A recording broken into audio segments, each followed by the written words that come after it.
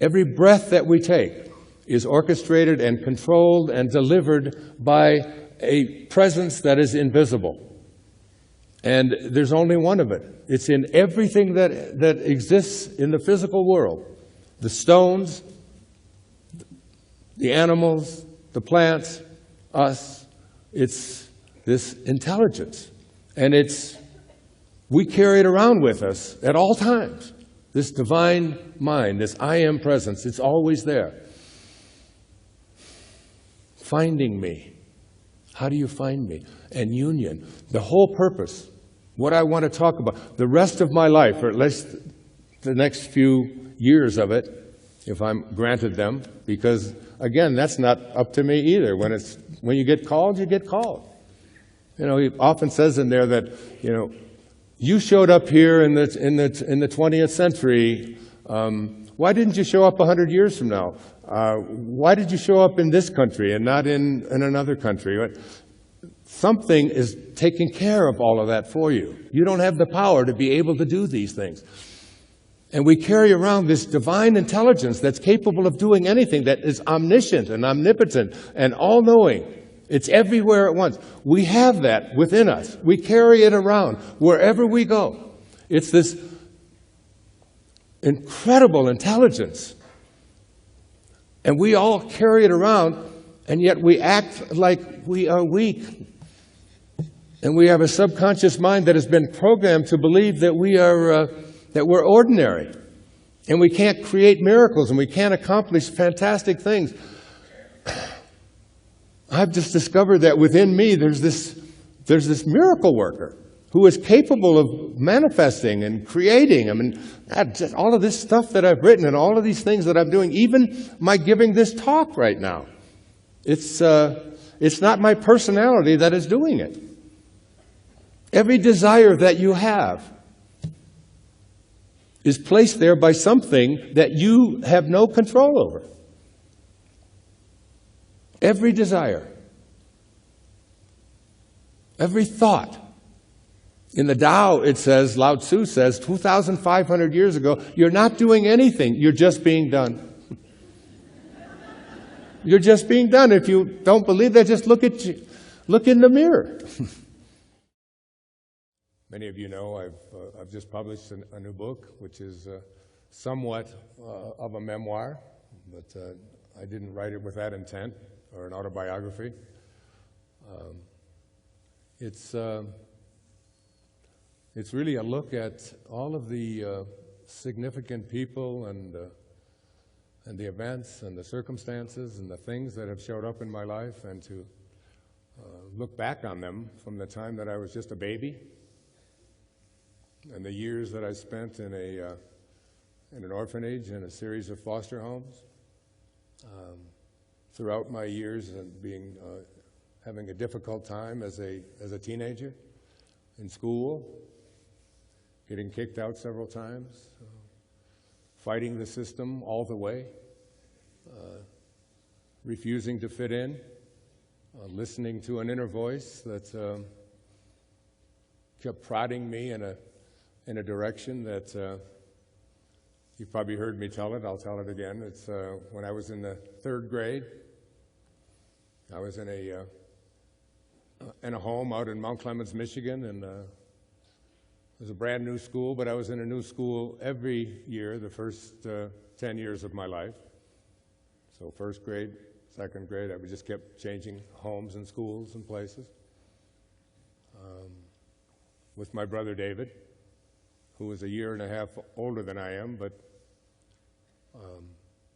much smaller, and was bullied a lot, so I had to take care of him as well. And I came home from school. I was living with Mrs. Scarf at 231 Town Hall Road in Mount Clemens, Michigan. And I asked her, what's a scurvy elephant? And she said, a what? I said, what's a scurvy elephant? She said, well, where did you hear that? I said, well, I heard Mrs. Poole, who was my 3rd grade teacher, tell the principal after class, on the first day of class, that Wayne Dyer was in her classroom and he was a scurvy elephant. I wanted to know what it meant. So she got on the phone. Yes, they had phones then, for those of you. my kids with their... And she called, and the principal said, "Oh, no, that's Wayne. He gets everything mixed up." She didn't say that he was a scurvy elephant in her classroom. She said that he was a disturbing element in her classroom. And of course, I've told that story 1,000 times, but and I've had people send me little weird-looking elephants. I've got a whole collection of them from all over the world. But it's been a part of the journey, is to be somewhat of a disturbing element in my life.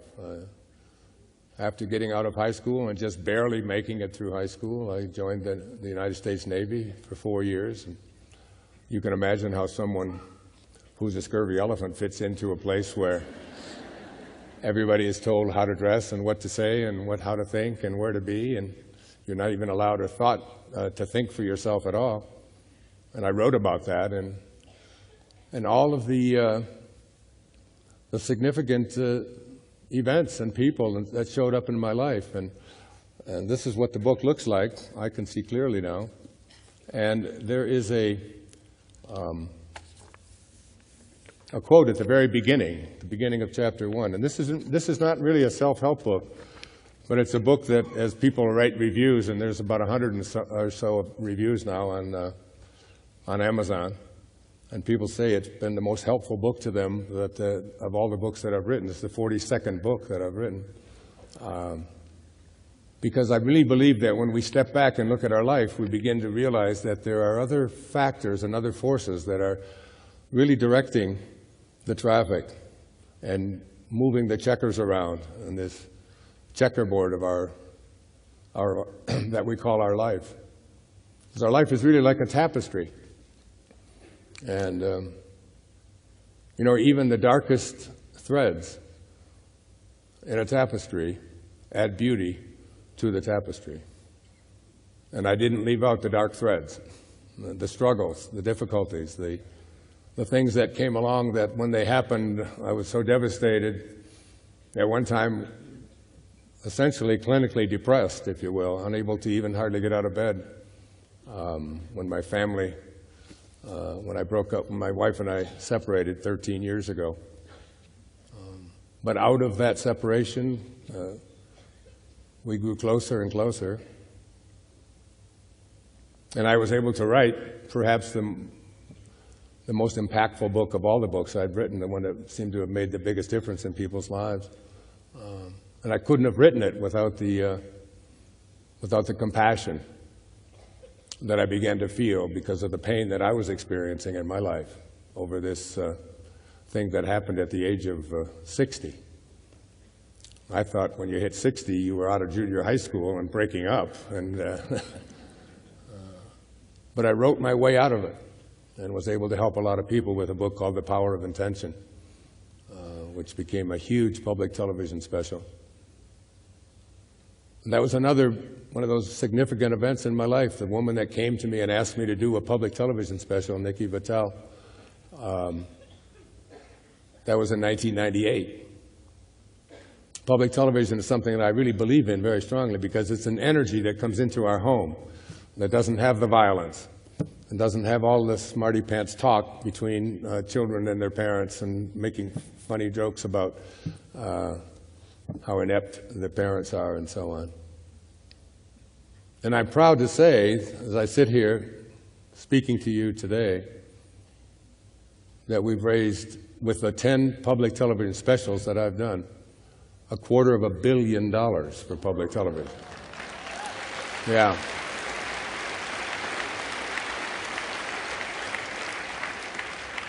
And the one that just aired this past month in March, on I Can See Clearly Now, on the which I'll be speaking about here this evening, raised quite a few $1 million already. So thank you again for contributing.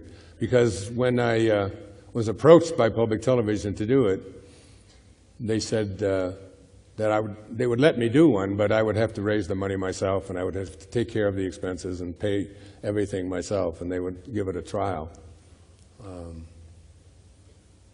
And it was one of the best investments I ever made. It was a turning point in my life. So here's what Rashad Field, in a wonderful book called To Know We Are Loved, wrote. And I was reading this, get some water. I was reading this book, which is one of a trilogy of books, To Know We Are Loved. And it's about a man who is dying. And he only has a short time left, but he is being approached by a Sufi student. And he talks about the most important thing that we have going for ourselves in our life is the awareness that deep within us we know that we are loved. It's what we all want to know. It's basically behind virtually every communication and every relationship that we have. I just want to know that I'm loved. When I was 10 years old, I was back from living in these series of foster homes, and my mother, who was abandoned by my father when I was just born, I was the youngest of three, and myself and my next oldest brother were placed in these homes, and my oldest brother went with my grandmother. And my mother spent the next decade seeing what she could do to get her family back together. This was in a time when there was a Great Depression going on in the world, and World War II was just underway. And it was one of the more trying times in her life. And I remember my very first time of meeting my oldest brother that I remembered, my brother Jim. And we're very, very close now. But he was, I was 10, he was 14. And we were in different worlds. And we were just getting to know each other. And I remember the thing that I felt the most as a 10-year-old was the fear that I was going to have to go back to that orphanage. Because it was always the same. It was always, yes, we'd go and we'd visit my mother once in a while, and then we'd always have to go back. She was working during the war as a candy girl at Kresge's 5 and 10 cent store, earning $17 a week. And she would always feel so bad that we'd have to go back. And I can remember walking home every day from class wondering if I was going to come back. And it's one of the earliest memories that I have, and I can see clearly now, because it was at Arthur Elementary School. I was in the 4th grade. And every day at the end of the school day, about 2:45, there was a big clock on the wall. Had the name Seth Thomas on it. I don't know if any of you remember that, but I always wondered who that was. And I couldn't wait to see that hand get to the end so I could get out of there and get home. But Mrs. Ingalls, my 4th grade teacher, would read to us every day, provided that we were all behaved, that we were good in the class. That meant that we didn't talk and that we weren't disturbing people. And she read to us from a book that became one of the most exciting things I could hear every day. And when the class would start to get unruly, and it's amazing because when I started writing this and going back and writing this, all of these stories and all of this, the impact that they had in my life from being in the 4th grade all the way up to just recently, I was able to recall virtually every single person in my 4th grade class. And it was ironic that the woman who became my first wife, the mother of my first daughter, Tracy, was in that classroom. And you want to know something that's really strange? I just found that out. I thought I remembered everybody, but I didn't remember her. She was watching the PBS show in Tampa, Florida, and she called up Tracy, who is here tonight, who has a company that I'm going to tell you about in a few moments, and said, I was in Mrs. Ingalls' 4th grade class. I didn't know your dad was in that class. We were married for 8 years. I didn't even know she had gone to that school because I went to so damn many schools. I was only in that school for one semester, and they opened up a new school, and I went to Marquette Elementary from there. But anyway, the name of the book was called The Secret Garden. And I loved this book so much because it was a story about a 10-year-old. I was 10 years old. This was a girl. Her name was Mary. And she had discovered a secret garden. She was an orphan. I was an orphan. She had a very positive outlook on life. She was always excited about what possibly could happen. And the secret garden was really a place within each and every one of us could visit and explore and expand who we were. It wasn't about a place. It was about something inside each and every one of us. And I can remember I would walk home from that classroom, up Peerless Street and over to 7 Mile Road where I lived. And I used to think, I know that I have a secret garden in me because that's how I got through the previous 7 or 8 years in the various schools and so on, and helping my brother to learn this as well, who was a bit handicapped at that time. And it's very fascinating because it was just shortly after that I was, my mother had remarried, and I had a stepfather for just a few years, but he was really worse than my father, an alcoholic.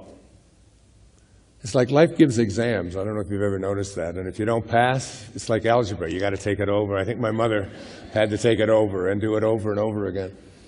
But my father was my stepfather rather was a Catholic, a very strict Catholic, and a big drinker. He drank every single day. But the thing that we had to do on Tuesday nights, when the Milton Berle show was on in 1952 and 1953, we didn't get to watch Milton Berle. We watched a man on television who wore funny clothes, whose name was Bishop Fulton Sheen, who was about to become a saint. And he had a show that I watched every Tuesday night, and I took notes on. I had yellow pad of paper at the age of 12 and 13. And every Tuesday, while the rest of the country was watching Milton Berle, I was watching Bishop Fulton Sheen on a television show called Life is Worth Living. I was taking notes on Life is Worth Living. The 42 books that I've written could have all had the same subtitle, Life is Worth Living. And when I think about Bishop Sheen and I think about those Tuesday nights, I remember that that's when they started the Emmy Awards. And one of Milton Berle's great lines was, because he didn't win the Emmy, Bishop Sheen won the Emmy for the best television show. And he was asked about that, and he said, well, he had better writers. Matthew, Mark, Luke, and John. He said, I couldn't compete with that. But I think about that. But I'm asking not so much that you understand my life, but that you look at your own. And you review the very significant events and faculties and circumstances and people and all the things that showed up in your life, and begin to have an awareness that there's something else making decisions about what it is that you are here for. It's almost as if you have to look at every single thing that ever happened to your life and recognize that it was all, there's some kind of divine guidance, always working, even in the toughest of times. And so as I was reading To Know We Are Loved, about this man who was dying, he was a beautiful spirit, a mystical man. And he said, if we stop for a moment, it is possible to perceive a pattern in our lives. The motivators that have influenced us become much more obvious. We are able to see the unfolding from both ends at once, coming into the present moment. But until we have got to a certain point of realization, this is not possible, because everything is still seen as a series of apparent causes and effects. And that struck me, and I'm going to read it again. I want you to really think about this as you look at your own life. And think about stepping back and having a recognition that all of the turns that you're making in your life, all of the U-turns that you've made, all of the shifts that just showed up in your life at a certain time, that there was something that was outside of your control that was moving the pieces around, and that it doesn't stop, that it's happening right now. Because just 4 weeks ago, something came into my life that has turned me in another direction in my life. And I've been obsessed by it. I wondered if I would talk about it. Because I could talk all night about so many different things that are up here, and 42 books. It would take me an hour to get my name out, you know, and yet here I am, sharing with you in a very personal way another turn that is overwhelming me with excitement about where I'm headed in the next phase or the next segment of this thing called my life.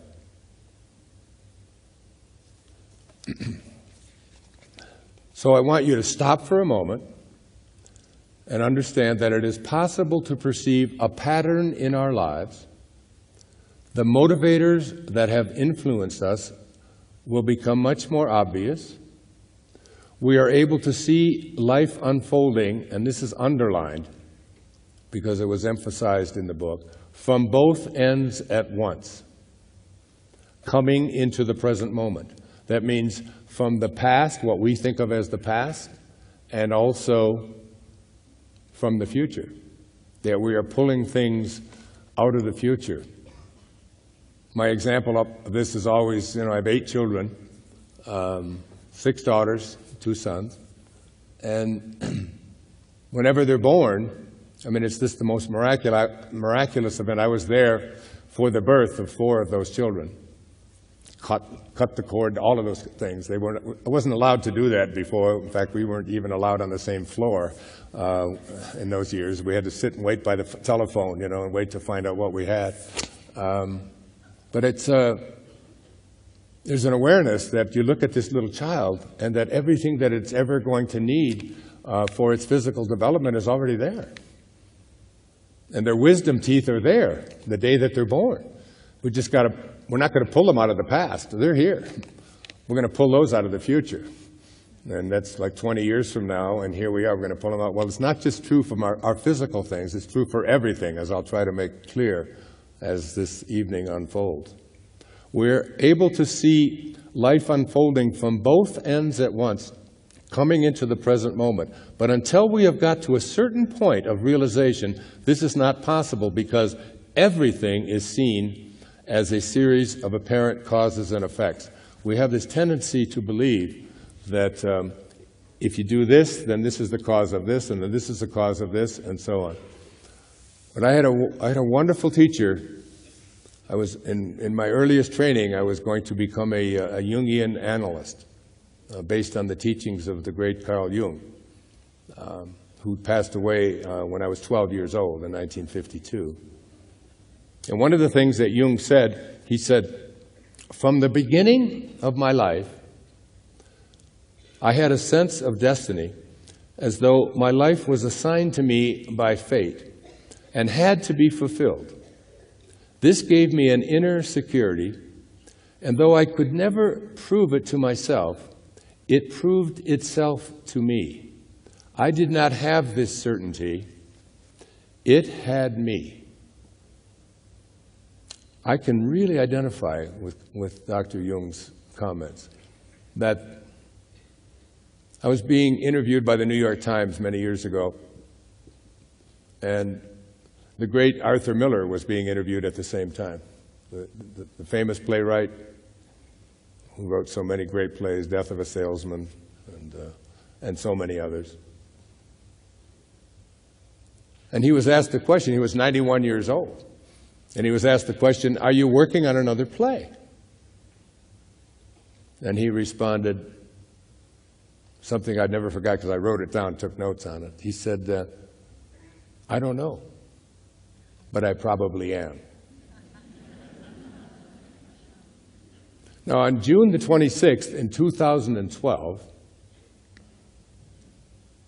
I told my entire family and my publisher that I was not going to write any more books. It was just too much pressure. That I had done enough, and that I was going to go on and do some other things. But this idea of having to face 500 empty sheets of paper and fill them from something in here, and everything that has got my name on it any place was written by me, by hand.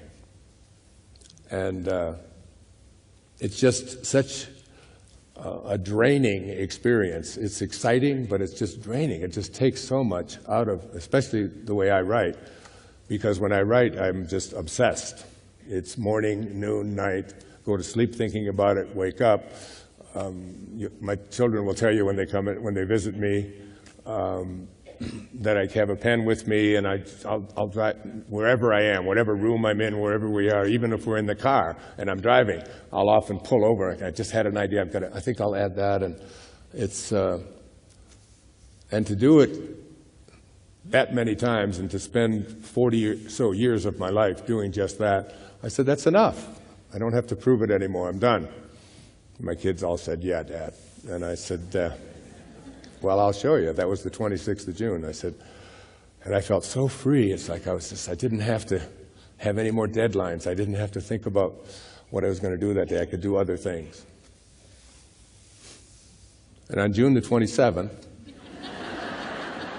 I'm not kidding, on June the 27th, I woke up and I started thinking about what took place when I was just a little boy, and when I was a teenager, and when I finally got out of the Navy, and when I went to college, and when I was a school teacher, and when I was a professor at a university, and when I left the professorship and went on to do the kind of work that I'm doing and to write, when I wrote Erroneous Zones after my textbooks, and all of it.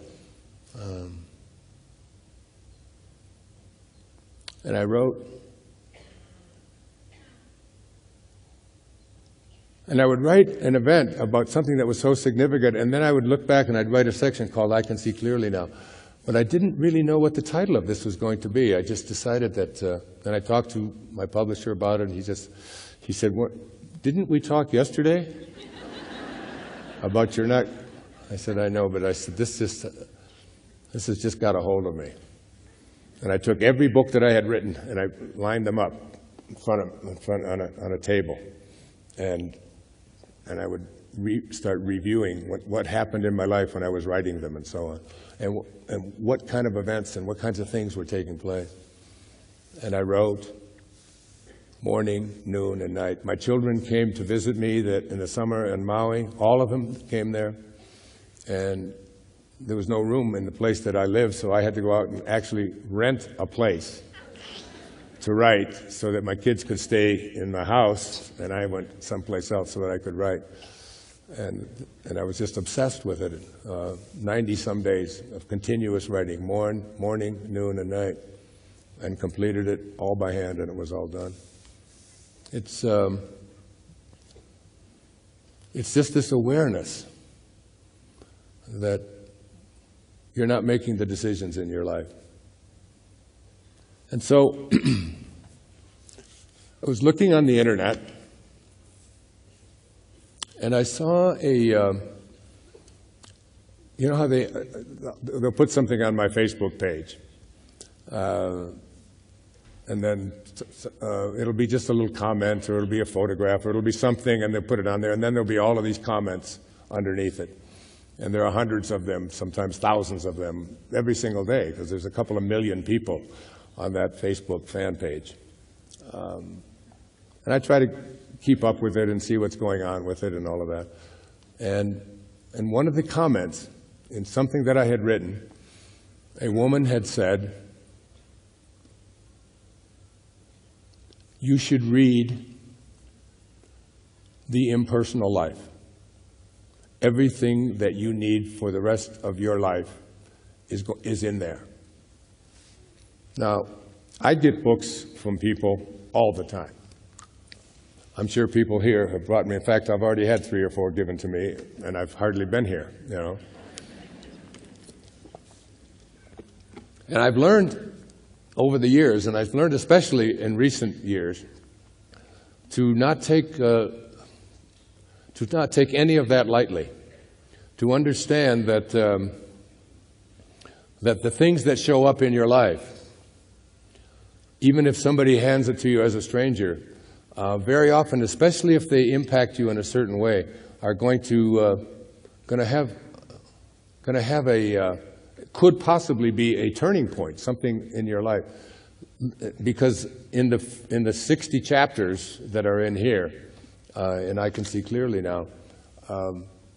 Very often, I didn't have any idea what was going on. For example, after I wrote the textbooks, for the first 4 books that I wrote, from Your Erroneous Zones, Pulling Your Own Strings, The Sky's the Limit, and Gifts from Icus. These were 4 books that all were big-time bestsellers. And as I was writing this, I was looking through each of these books, and I looked at the index of Your Erroneous Zones, Pulling Your Own Strings, Sky's the Limit, Gifts from Icus. What Do You Really Want for Your Children was the other. And I looked in the index, and the name God, or Spirit, or Higher Consciousness appeared once in all 5 books. Once.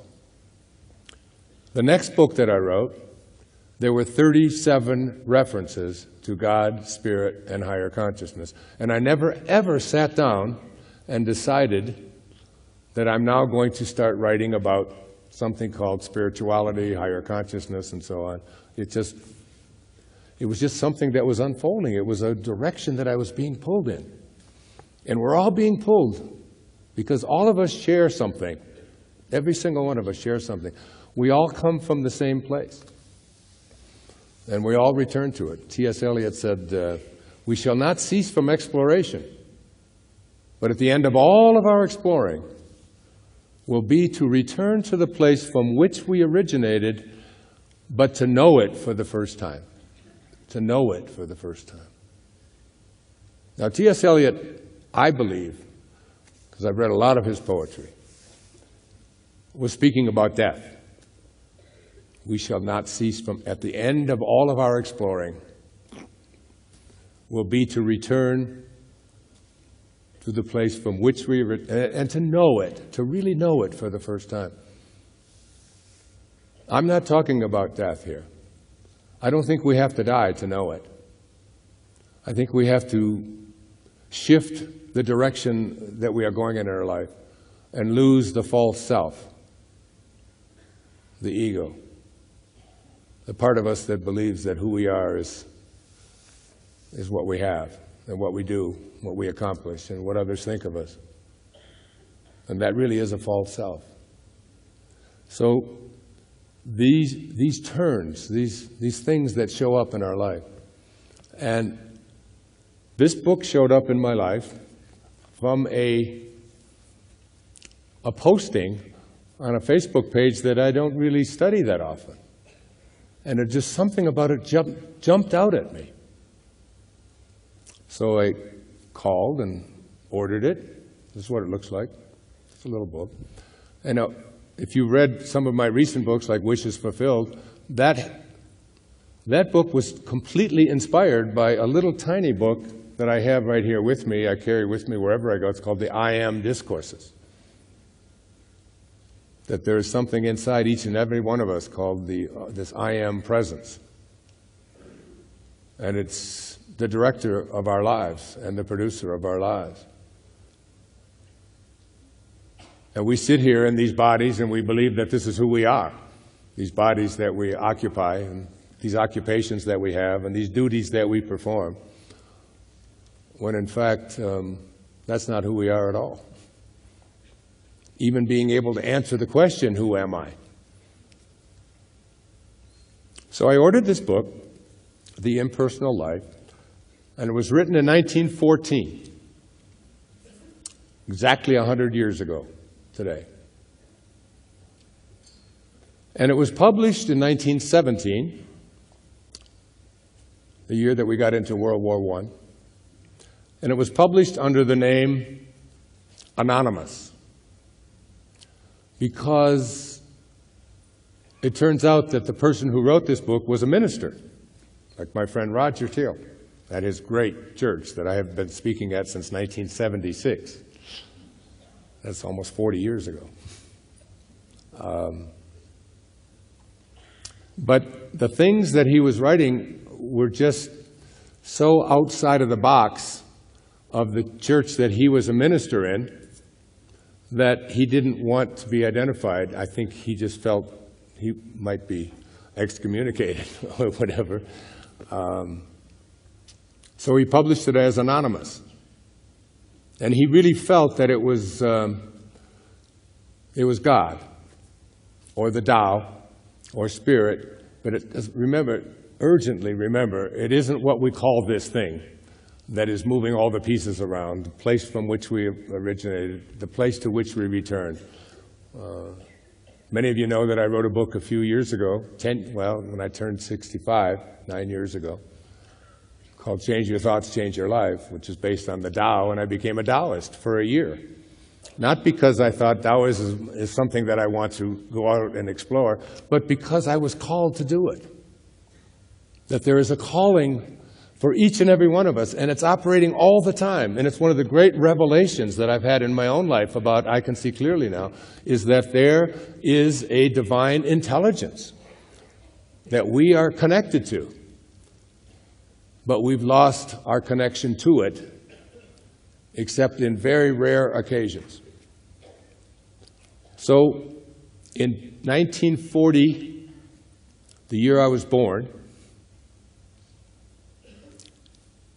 this man's wife, this is the year he died, the man's name was Joseph Benner, B-E-N-N-E-R, Joseph Benner. And after he passed away, his wife decided to reveal who it was that had written this book called The Impersonal Life. A side note on The Impersonal Life, it's the book that Elvis Presley, carried with him wherever he went and was with him when he died. He said it was the only book that ever truly spoke to him and helped him to do the kinds of things that he was doing in his life in the way of his music and so on. Not a great endorsement, Elvis, you know, it's like... In fact, one of the examples I give in here is why I wrote Pulling Your Own Strings After Your Erroneous Zones, is because the day that Elvis died, when they discovered that he had been so victimized by his drug use and drug abuse, that I wanted to write a book about helping people not to be victimized by such things in their life. And it was his death that inspired me to move in the direction that I'm moving in my life. So in 1941, it was republished as The Impersonal Life by Joseph Benner. But there's not even an author on this copy that I have. So one of the things that I discovered as I started to read this, it was just one of those books that just spoke to me. It was and I talked to my children and talked to people that are close to me in my life, and one of them is my wife, with whom I've been separated since the year 2001. I asked her to read it so we could talk about it, because she's really a soulmate to me. And that can't be the time. My goodness. And it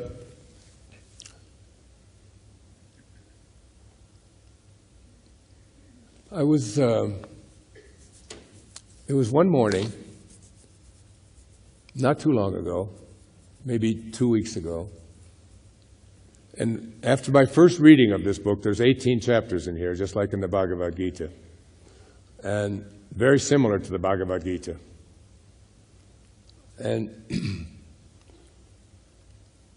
And as I would read each chapter each day, I would think about it, and I would write notes on it, and I would just wonder, because basically the essence of this is called the impersonal life, that there is a part of us that is connected to our source of being. Call it what you want.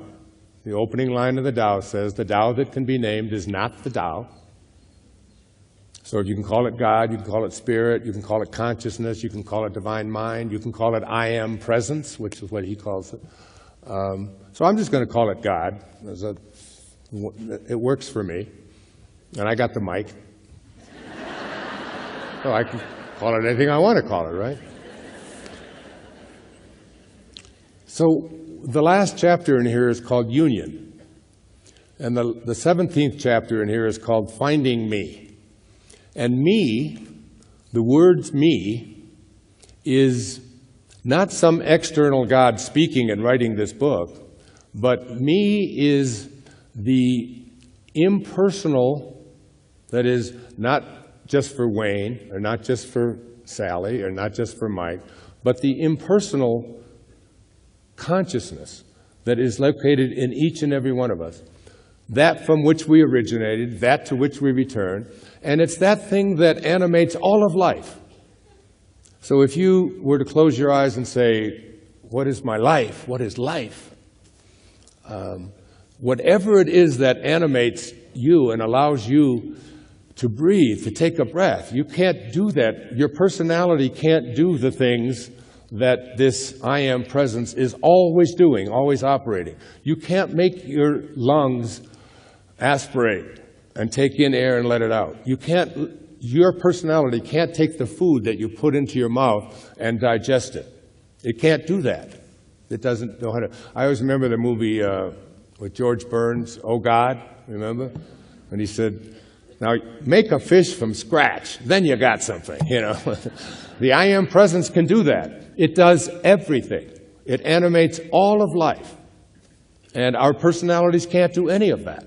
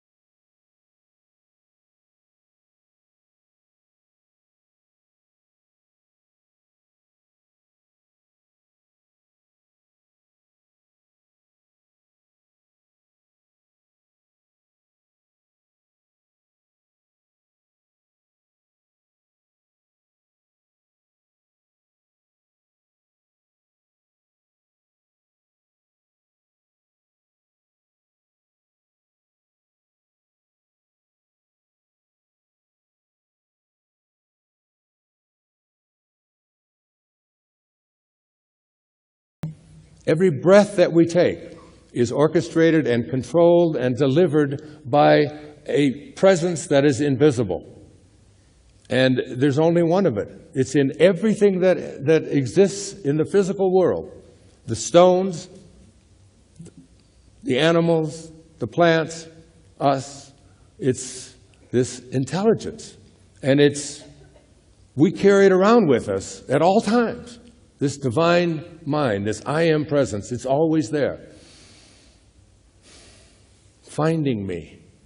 How do you find me? And union. The whole purpose, what I want to talk about, the rest of my life, or at least the next few years of it, if I'm granted them, because, again, that's not up to me either. When you get called, you get called. You know, he often says in there that, you know, you showed up here in the 20th century. Why didn't you show up 100 years from now? Why did you show up in this country and not in another country? Something is taking care of all of that for you. You don't have the power to be able to do these things. And we carry around this divine intelligence that's capable of doing anything, that is omniscient and omnipotent and all-knowing. It's everywhere at once. We have that within us. We carry it around wherever we go. It's this incredible intelligence. And we all carry it around, and yet we act like we are weak. And we have a subconscious mind that has been programmed to believe that we're ordinary. And we can't create miracles, and we can't accomplish fantastic things. I've just discovered that within me there's this miracle worker who is capable of manifesting and creating. I mean, all of this stuff that I've written and all of these things that I'm doing, even my giving this talk right now, it's not my personality that is doing it. Every desire that you have is placed there by something that you have no control over. Every desire, every thought. In the Tao, it says, Lao Tzu says, 2,500 years ago, you're not doing anything, you're just being done. You're just being done. If you don't believe that, just look in the mirror. I've got pictures of myself on the wall when I was 21 years old, and I can't find one cell of that body that was here 50 years ago. And yet, when I was in it, I believed that's who I was. I was certain this is who I am, just like right now. I'm certain this is who I am. And a year from now, you'll see things are different. Things are changing. Who's growing these hairs in my nose and making them fall off my head? What is that about?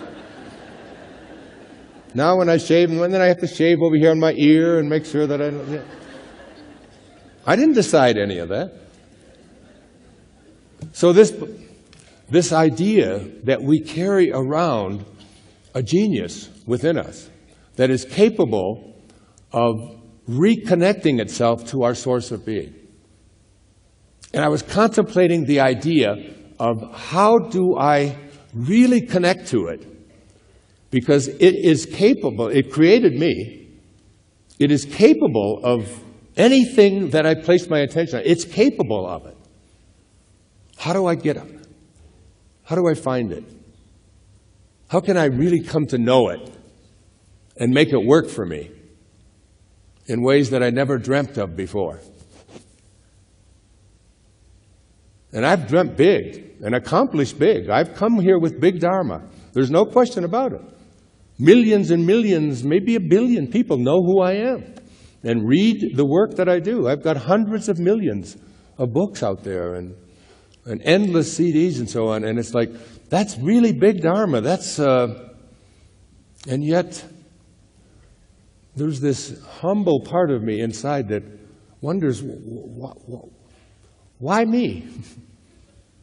Why, when I was a year old, was I lying on a snowbank with my 2 brothers and my mother that had just been thrown us by slushy, a truck went by and threw us into this land, and my mother was holding her 3 little kids. I was 1, my brother was 2, my next brother was 4, and this was just before we were put into the homes.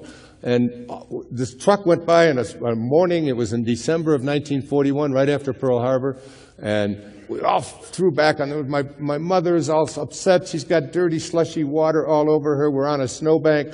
My brother Jim is all crying and all upset. My brother Dave is weirded out, because he was always weirded out when he was a little kid. And I'm laying there saying, this is great. This is fantastic. Look, we got a snow. And it's like, why was, my mother's favorite story about me was always, this was you, Wayne. This was, you were always looking for something positive, no matter what it was, and nothing could get you down.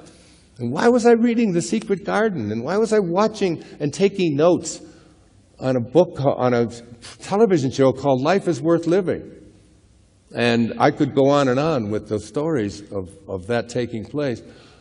And now you look at your own life. And not only look at your own life in terms of all of the things that happened and the different kinds of time that I talked about on the PBS show, and I talk a little bit about, horizontal time, chronological time, and then there's, that cause and effect time, and then there's vertical time. And I talked about Carl Jung saying that he didn't have this idea, it had him. He said, at the same moment that you're a protagonist in your own life and you're making choices, at the very same moment, you're also the spear carrier or the extra in a much larger drama. And then he concluded with this. This was a brilliant scholar. He said, in essence, you are all doomed to make choices. That's what I Can See Clearly Now is about. Understanding the paradox of being doomed to make choices. You see, if you take your physical body and look at your physical body, you can say, okay, I happen to be in a 6'2" male body with blue eyes, who's Caucasian, who's got, and so on. This is the body, and I'm doomed. This is it for this lifetime. This is the body that I get. It's going to grow into what this is. But I can also make choices about being doomed. And the choices I can make are, I can be healthy. I can watch what I eat. I can exercise this body. I can make this body as strong and vibrant and vital with all of the choices that I make about how I treat this body, which is really, as the Sufis say, if you don't have a temple in your heart, you'll never find your heart in a temple. This is a temple. And it is such an amazing temple with trillions of cells in it, all working together in one unity. And so while I was doomed with this body, I'm not going to show up in this incarnation in a female body, in a body that has, dark skin instead of fair skin, and so on. So you're making choices. Now the question is, do you understand what Jung was speaking about for the rest of your life? Doomed? Yes. Your life is laid out for you. It really is.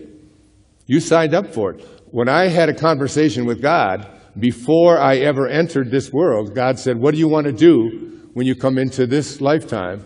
And I said, well, I think I'd like to teach self-reliance this time around. And God said, are you sure? You want to spend an entire lifetime teaching self-reliance? I said, yes, that's what I want to do. He said, then we better get your little ass into an orphanage, don't you think? So. And there's no better place to learn self-reliance than in an orphanage, right? Because there's not going to be any parents there, which is a huge advantage in many ways. No parents. Wow. And I know, because once you learn how to rely upon yourself when you're a young child, no one can ever take that away from you and say, well, it really doesn't apply. It's really other people's fault the way things are, and so on. You can never buy into that. And that's true for our whole lives, including the dark threads, including the struggles and the things that come along. As Elizabeth Kubler-Ross once said, who was a dear friend of mine before she passed on, she said, if you shield the mountain from the windstorms, you'll never see the beauty of the carvings. If you try to take the storms of your life out, they are adding beauty to the tapestry that is your life as well. The thing to do is to learn how to be in a state of appreciation and gratitude for the things that show up in your life as they show up, instead of waiting and creating something called enlightenment through suffering, where you go through a long period of time and then you look back and say, now I know. That's what I did with I Can See Clearly. I look back And I could see this is exactly what I had to do, and there were certain things I had to do, which I'll be talking about. So I'm reading this book, and I'm up to like chapter 16 or 17, I don't know exactly. I just finished another complete reading of this today. And I'm thinking, you know, I meditate, and I get quiet, and I watch what I eat, and I exercise as much as I possibly can, and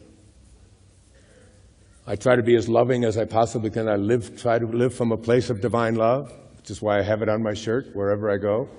What's the answer, Wayne? Love, period. That's it. That's what I did my PBS show in.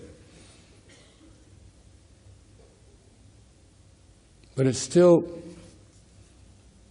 I know I carry around, I know that this ego of mine, this part of me that has believed that who I am is what I have and do and accomplish and what others think of me and all of that, is not really my essence. But how do you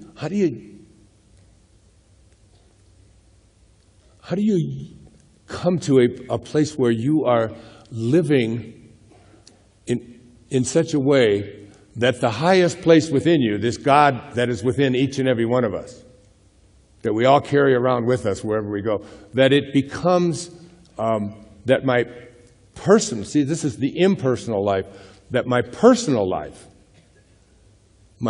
which means my personality and all of its components, like my mind, my body, and everything that I do, that it becomes in harmony with this essence from which I originated and living from that place. And it's a week ago Thursday, or so, maybe 2 weeks ago now, and I go to the bank usually on Thursday, and cash checks and just do all the things that you do at a bank. And there's a woman at the bank. Her name is Cheyenne, and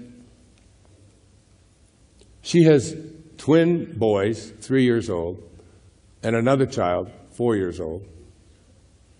And a husband who has diabetes, because he's overweight, but he's incapacitated, he can't work. So she's a bank teller, and she basically provides for her husband and her 3 children. Her husband's this big man who's just let his life get out of control.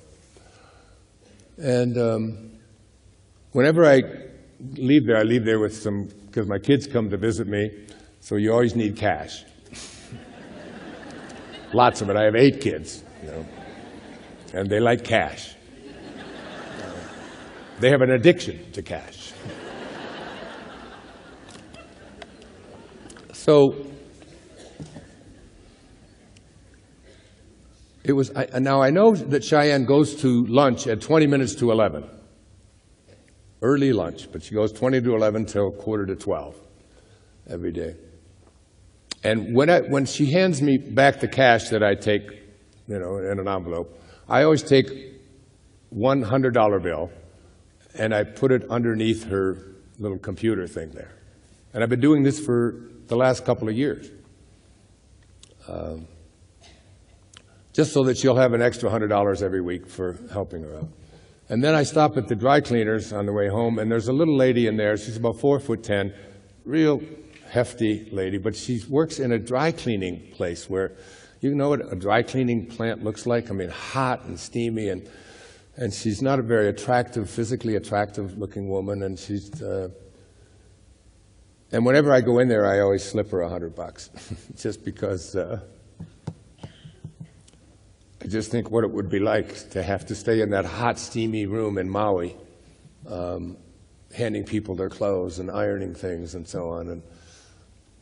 And she doesn't have a family. She doesn't have anybody that really loves her except me. So I try to do something for her. And those are 2 of the things, and there's others. But so this is Thursday morning, and I know I have to go to the bank, and I just can't stop thinking about Cheyenne and Elsie, this lady at the dry cleaners. And I think, well, I'll just go to the bank later because I had all of these things to do that day. And something inside of me, now this is what I want you to understand. It's like Napoleon Hill, when he wrote Think and Grow Rich, said that the thing that separates out highly functioning, self-actualizing people that Maslow spoke about, my teacher, Maslow, he said, is that they have within them something called a burning desire. And a burning desire isn't just a desire. And all desires, as I said earlier, are placed in there by this I am presence within us. Every desire that you have doesn't come from your personality. It is placed there. Ask yourself, close your eyes, ask yourself, what is it that puts a desire inside of me? And know that it is that which animates all of life. It can't be stopped. It can't be changed.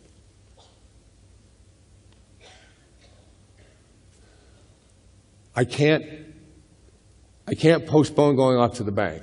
I don't want to get there and Cheyenne not be there. It didn't matter when I go to the bank, but I had to be there before her lunch break. And I couldn't get that thought out of my mind. So I just said, screw it. Not a real spiritual thing. I didn't actually say screw it. I said something else, but we're on television here. So I said, F it. Forget it. Forget it. I don't know where your minds are, but I'm just... So I just drop everything that I'm doing. I set it all down, all the stuff that I had to get done. I just put it all aside. I said, I have to go to the bank now. I was being driven to go to the bank, and the reason I was driven to go to the bank that morning was to give Cheyenne that extra $100 that I thought she might need. And we've never talked about that $100, and I've probably given it to her 100 times at least in the last couple of years, because I do it every week. And sometimes it's more. At the holidays, it's a lot more. But we've never talked about it. Because I don't want her to get into trouble at the bank for taking money from a customer. She might not be allowed to do that. I don't know. So it's just sort of this silent thing between us.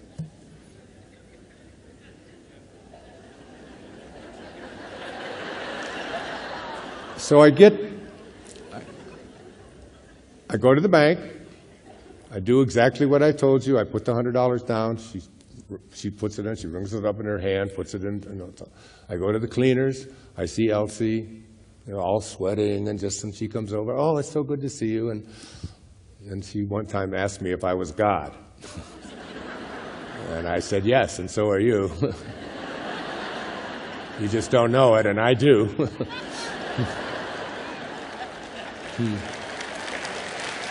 It's true. And she just, you would think I'd given her $1 million when she sees me. She just can't even believe that someone would do this for her.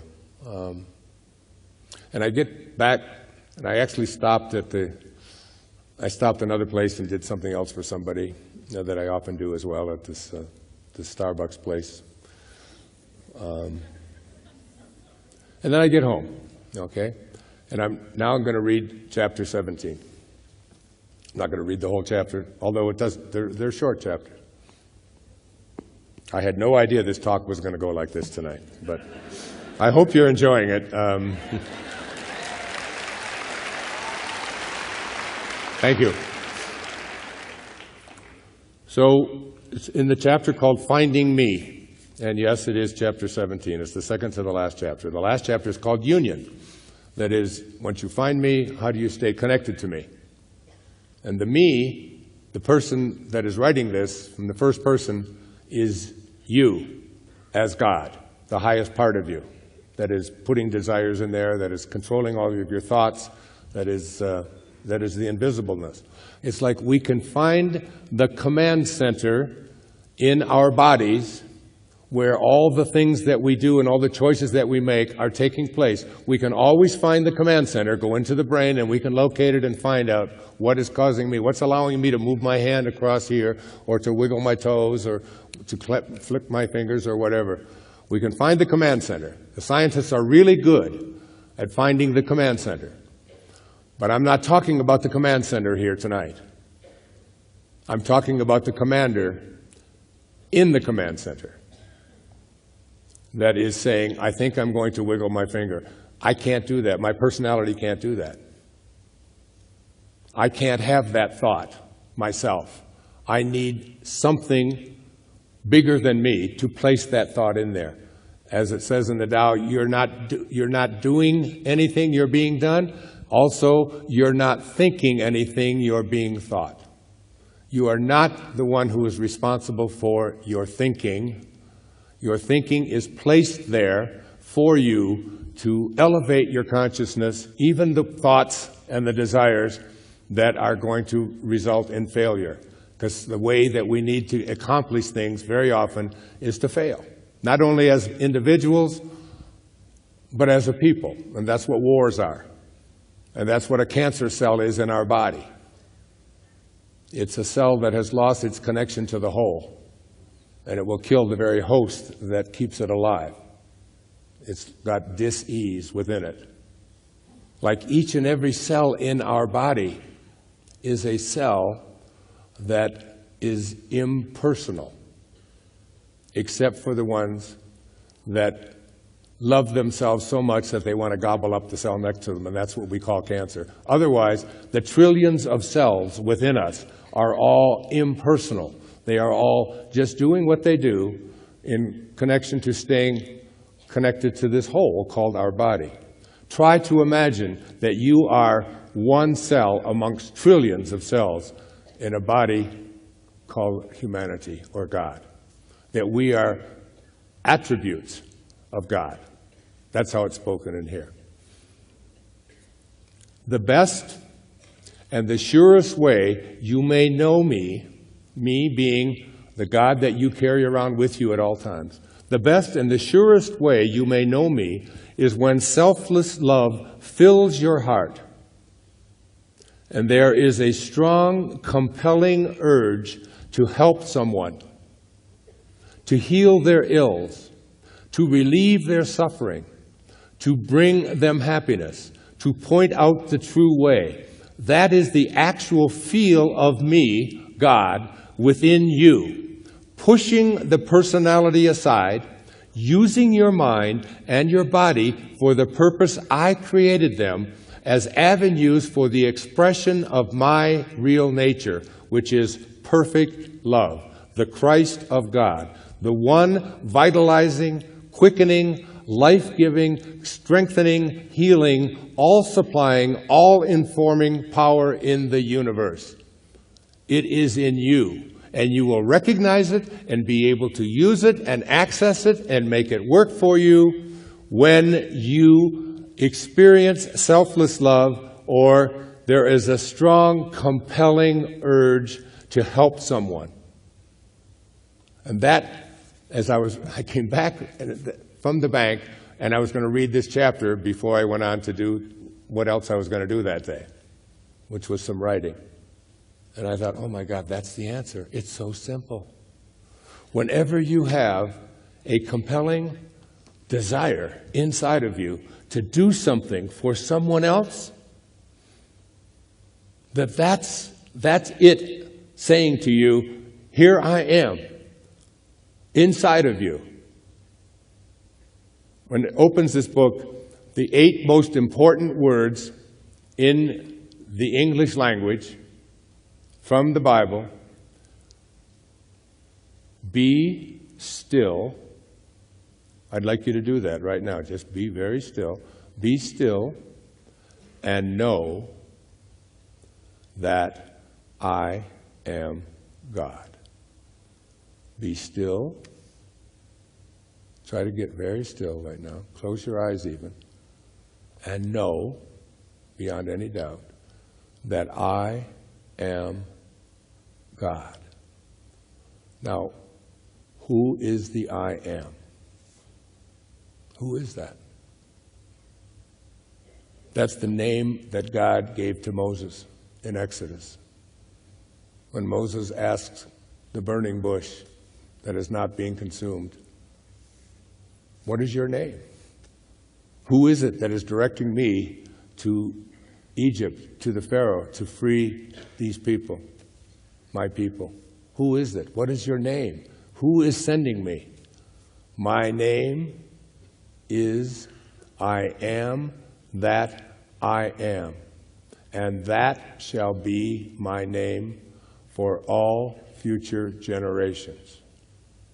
Every time you say the name I am, you are saying the name of God. But you can't do it yourself. That thought of I am is that divine perfect love that is within you. And it starts to knock on your noggin and say, somebody needs to be helped. What can you do? And you have this to push aside your ego. It's overwhelming. You can't stop it. Now, I experienced this several times in my life. One of the times I experienced it was when I was diagnosed with leukemia, which many of you know about. I wrote about it in one of my books, Wishes Fulfilled. And I had a remote healing and then an actual meeting with John of God, this man who has treated over 40 million people without ever charging them, someone that Roger has gone to and is going, again, is that right, Roger? Next month? Many of you may have seen the show I did with Oprah Winfrey on that experience I've had with John of God. I had to submit even my medical records to show that I had leukemia so that we could talk about it, because that was one of the requirements for talking about it with Oprah. And after that show, Oprah flew her own plane down to, well, she didn't fly it, but she went on the plane, down to Abidjan, and had a remarkable experience as a result, a healing experience. When I haven't got time to go into it, but when I had that healing experience with John of God, 3 years ago, what these entities did is they removed the fear that the word leukemia has, the cancer of the blood, and replaced it with love. And I was in San Francisco just a couple of weeks later at the St. Francis Hotel making a film about my father called My Greatest Teacher. One of the chapters, and I can see clearly now how forgiveness was such a powerful part of my life, and having to forgive this man who abandoned us and spent years in jail, raped my mother on many occasions, including my own conception on the 1st of September, 1939. My mother told me about before she passed away, and how close she came to having an abortion because she already had 2 children and a man who was a drunk, mean drunk person, but went a different direction. And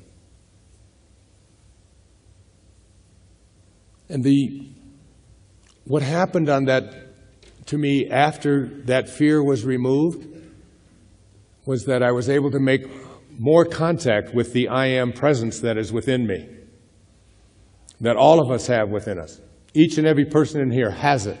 Everything that is alive is animated by this invisible divine intelligence. Everything that has life in it. And that means everything, including this plastic water bottle. Everything. And on my 71st birthday, all I wanted to do that morning was to get up and go out to in Union Square, right outside the St. Francis Hotel. And I went down to the cashier at the hotel, and I had $2,000 check that I wrote, and I got $2,000 in $50 bills. And I walked around Union Square for the entire, it's all I wanted to do. It was one of those compelling things that sent me to the bank that day early so that I could take care of Cheyenne and Elsie. When it didn't make any difference to me when I went, but I had to. It was just like this pull. That's when you make that connection. And I spent the entire day of my 71st birthday just hugging and talking to and communing with and putting money in their pockets of people who lived on the streets in San Francisco. People who smelled terrible. People who hadn't had baths that looked like in years. They all looked like when I was with Mother Teresa in 1989. She said, every day, she said, I see Jesus Christ in all of his distressing disguises. I knew what she meant that day. And my life has been like that since. Not quite as extreme, and now even more extreme. This overwhelming pull to live out something that whoever is writing this, God's saying, this is my idea of what this planet should look like. It can be solved and resolved when we just listen to that calling inside that says, help this person, be there for that person, do this for someone else. That's how we eliminate dis-ease, by reaching out and serving. It's the only thing we can do with our lives. And a few years back, I was in Assisi, and many of you have seen the film The Shift. How many have seen The Shift in the room? Look, almost everybody here. And if you haven't, you should have. You should feel guilty for not doing it. That's not a part of this at all. No. But in The Shift, I talk about something that happened to me very similar to this, and I didn't know it. I wasn't aware of it at the time. But I took a group of 20 people, my wife and I, to Assisi. Our second visit there. I went there again recently. Had an even more remarkable experience. And we were all going up the steps of this, it was like a castle, where Sister Claire, the founder of the Poor Clares, where she lived at the time. She was also the first woman admitted into the Franciscan order. She was in love with Francesco, but he had made a vow to serve God and to live Christ consciousness in his lifetime. Many of you know St. Francis is a huge influence in my life. I've been to Assisi 3 times. I wrote a book there called There's a Spiritual Solution to Every Problem. One of those books that came about after I would only put God in one of 5 books. Now I'm writing books called Your Sacred Self and a spiritual solution to every problem. And then it's just overwhelming. Psychology is so far back here, and spirituality, and now where I'm going to go with this, I'll share with you shortly. And while we were there, there was a young man. His name was John Grael, and I wrote about him and talked about him in the film. And he had muscular dystrophy, but I didn't even know that at the time. You wouldn't have known it. But he had 2 braces on his legs. He was a big man, about 6'1", about the size of me, weighed somewhere between 180, 200 pounds, big, strong, strapping guy. And we were going at this winding staircase. And as we started going, the staircase started narrowing and narrowing and narrowing to a point where John was right behind me. And he tapped me on the shoulder and he said, Dr. Dyer, he said, I can't go up any further because I have to lift my legs out to the side in order to get up to the top. And it's narrowed and narrowed. And he said, and I can't go backwards because I can't bend my legs because of these braces. What am I going to do? And I had a very, very serious knee injury. I had been carried off a tennis court and told by a series of orthopedic surgeons that I had bone on bone and that I would have to have this right knee replaced in the immediate future, within the next year or so. So I wore a brace myself, but that day I forgot to wear my brace. And I said to John, who was behind me, I said, well, just put your arms around me, and I'll just carry you up the rest of the steps. I had forgotten about my knee at the time. And I had a vision as he got on me, and I was holding him, and then he had these heavy braces as well. I had a vision that there's going to be the headlines in the Assisi Daily News. Spiritual teacher from America, collapses, 40 people dead at the bottom of the stairs, everybody. And truly one of the signature moments in my life happened to me as I had John on my back. I started to collapse. My knee started to go down. I thought, I forgot. I don't have my brace on. And my knee I was going down with John on top of me. And then all the people, who knows? And as God is my witness, I saw St. Francis. And I just saw it maybe for 10 seconds. And I'm carrying John, collapsing, and he went like this. That's all.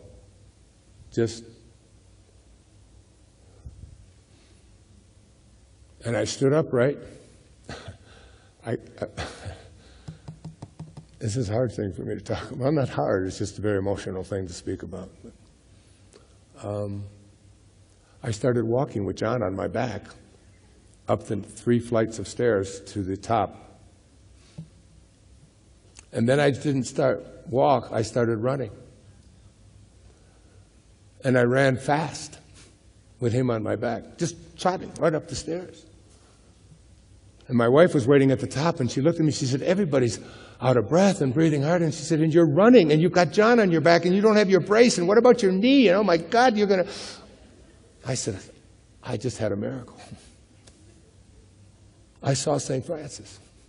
And I went over to the edge of the castle, and I put my hands together like this, and I was just giving thanks. And a woman who was on the trip there with us, this is a chapter, and I can see clearly now, snapped a picture. Her name was Patricia Egan.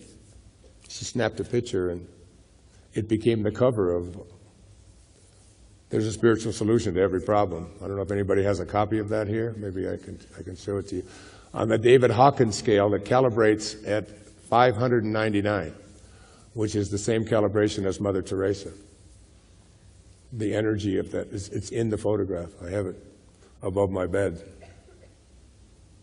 To sleep in that energy. And, I wasn't going to talk about this tonight. I had already made up my mind like I wasn't going to write another book. By the way, I'm already into another book.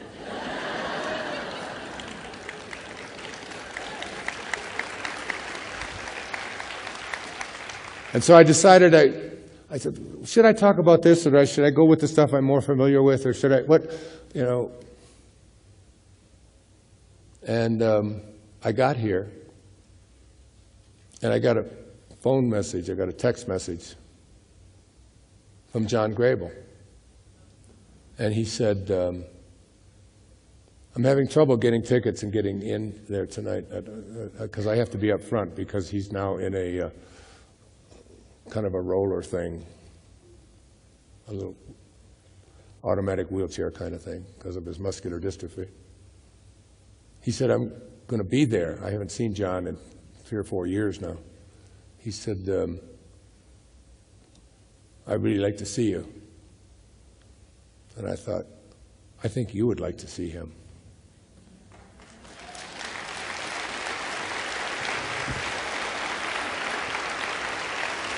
I would like you to meet the man who allowed me to reach down and serve and turn my life around in a very, very big way. He's going to get married real soon. His fiancée is here with him. His name is John Grael. And I'd like him to come out and just say a few words to you, if you don't mind.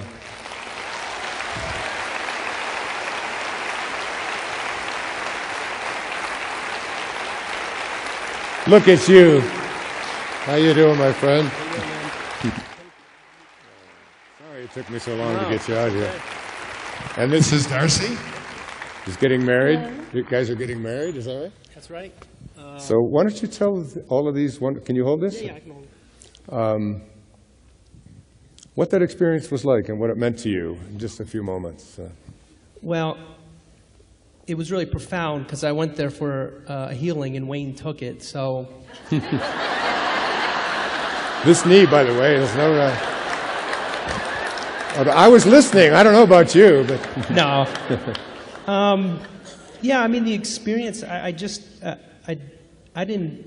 I remember that moment when you were carrying me up, and you were struggling, and I thought, you know, you were 60 at the time, and I thought, there's no way this guy can carry me up the steps. And then all of a sudden you started running up, and I didn't know that experience until after the fact. But yeah, I mean, it was just, I can't really describe the feeling of being there and meeting you. It was just, I just can't really describe that part. Mm. Do you have a sense of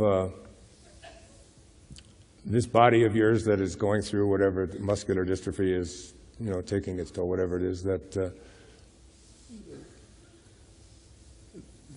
that's not who you are at all? Have you really come to grips with that?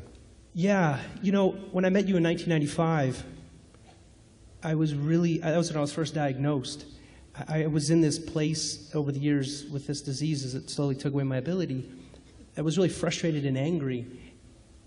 And then there was a part where I went to John of God in 2011 where the thought came to me, what if this disease that you have is here to help other people? What if it's for you to help have compassion and love for yourself? Because I didn't love who I was. And in that moment, I realized that this muscular dystrophy is my teacher. And it brought me Darcy. I mean, that was the same year that I met her in 2011. And I realized that I need to start loving myself first. And my world has changed completely. I mean, I never thought I would get married. I mean, I have no job. I'm not strong. And yet I found someone or she found me, who completely loves me for who I am. And I've never had that before. And so it was really profound. So I realized that, yeah, I have muscular dystrophy, but that's not who I am. You know, I'm more than that. And so. Beautiful. Come on over here. Well, stay up here with me for a few more minutes, do you mind? And Darcy. My daughter, Tracy, is here. Where are you, honey? Oh, there she is. Say hello to my daughter. Stand up, baby.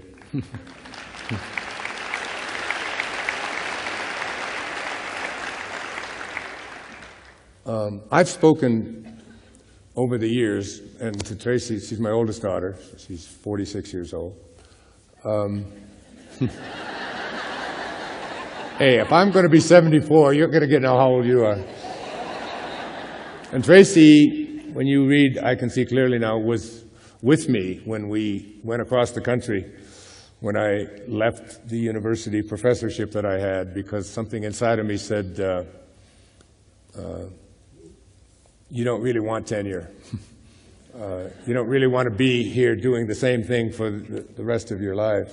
I was driving down the Long Island Expressway, 1976, and on my way, I'd just written Your Erroneous Zones, and something overwhelming came over me. Another one of those moments, Maslow called them peak experience. I call them quantum moments. A moment when my life was going to go one direction or another. And I was on the LIE, and I pulled over. I was driving a Volkswagen at the time, and I pulled over. It was so overwhelming that I almost was incapacitated. And something just deeply said to me, I was the star at that university. I had written 3 textbooks. I had written now this book, Your Erroneous Zones. I was getting national attention and all of this kind of thing. And I knew that that something was calling me to something different, something that brought me here tonight, and all the things that have happened since. And it was, I got back on the LIE, went to St. John's University, where I had been a professor there for 6 years. Was about to be granted tenure, and I went into the dean's office and told her that this would be my last semester. that I was taking this book and my daughter, and we were going to cross the country together, and I was going to tell the country what it was that I knew in my heart. And she said, you can't resign. She said, everybody wants tenure, and you're going to be the only one that gets it. And I said, that's one of the scariest things to me, is the idea that I would be here in the same office doing the same thing when I've already done that. I said, I have to do it. And I left, and the first year that I left that safety, security of a full professorship at a major university, I earned more money in that first year than I had made the previous 35 years of my life. And that was one of my big fears, is being able to take care of my family and so on. And now Tracy, many years later, is working as an executive at Best Buy. It's a huge organization. She had a big future there, but she was never happy. And so we would talk almost every day about, and she's going to be featured next week on the Huffington Post in something called The Moment I Knew for Sure. And on her website, she said the moment that she knew for sure was when I said to her one day, after endlessly talking to her about her fears and going out there and making happen what you know in your heart. She's a designer inside of her, and she has ideas, and she's very conscious, very spiritually conscious person. She believes in making this planet a safer, better place. And her excitement was always about designing and doing these things and creating. You know, she wanted to do handbags and so on. And finally, I just said to her, Tracy, just don't die with your music still in you, honey. Just don't die with your music still. You came here to play music. Those inner callings, those things that are pulling you in the direction of where you want to go, you got to listen to those. Otherwise, you'll atrophy.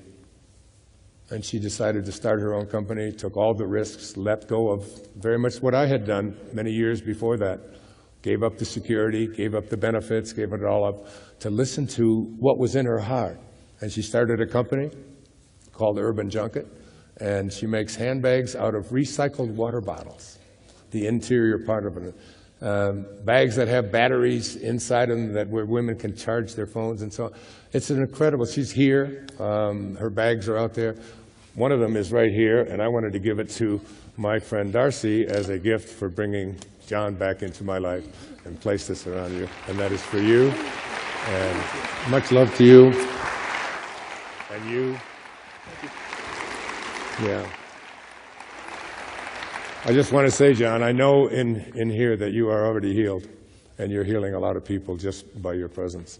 And you are a major force in my life, and I love you so much. God bless you. Give me a kiss. God bless. Now get off my stage. You're getting the...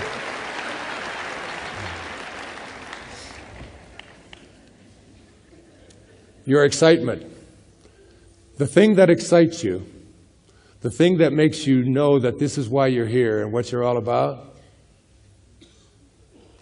that's the reason that it is your excitement, the reason that you feel good inside when you think about what it is that you would really love to do and be, the reason that the word, enthusiasm in Greek breaks down to the God within, entheos, yasm, the God within. When you have excitement towards something, it is your connection to that highest place within you. My excitement, the day that I went to see Cheyenne and Elsie, is my connection to my highest self. And one other time in my life, there have been many, but one other time, someone gave me a piece about a woman who had had a near-death experience. And I started to read this. It was like 25 pages on the internet. And I was so profoundly and deeply touched by what this woman experienced. She had had terminal cancer for 5 years and was in the final hours of her life here on earth. She was being wheeled into a hospital in Hong Kong in a coma. Her husband was by her side, Danny, and he was whispering in her goodbye because no one thought that she could possibly survive. She had tubes coming out of her. Her weight was down to somewhere around 80 pounds. She had tumors the size of lemons throughout her entire body from melanoma and cancer. And she had a vision while she was in this near-death experience, and she watched what was going on. And she watched the doctors, and she saw her own brother getting on a plane in India to come to Hong Kong to get there before she died. She was watching it all take place and watching the doctors down the corridor discussing the fact that this was hopeless, that there was nothing that could be done. I talked to her today. I told her about the impersonal life. I asked her to download it, which you can do, free. Just, it's in there. Just push some kind of button and it's there for you. And she already read, because you can read this whole thing in a few hours. But I think you could study it for a lifetime, which I'm finding myself doing, because it's one of those books where you just read a sentence over and over and over again, realizing, my God, I really do have God inside of me. I just have to be still and know that I am God. And that's not blasphemy. That's an awareness that I must be like what I came from. And something is animating all of life, including yours and mine. We're all connected. Oneness. And I asked her, I said, if you read it, I'd like you to think about doing an all-day seminar with me on this and what you experienced when you were with God. And she's here, and I'm going to bring her up. And I want her to talk to you for a few minutes. She's going to be talking tomorrow. But I want you to hear a few words from this woman that I put on my public television special and fell in love with, and her husband is here as well, so don't... But I fell in love with not just her, but this, what she carries around inside of her. It's so profound. It touched me so deeply. And when I read it, it was another one of those moments that I just read to you. The best and the surest way you may know me meaning God within you, is when selfless love fills your heart and there's a strong, compelling urge to help someone, to heal their ills, to relieve their suffering, to bring them happiness. And I found her because she was anonymous as well. Her name was Anita M. at that time. And she's finally come out and said her real name was Anita Moorjani. She'll be speaking tomorrow, but I wanted you to hear a few words from her because she is another one of those people that has been a turning point in my life. Anita, come on up for a few minutes, will you, sweetheart?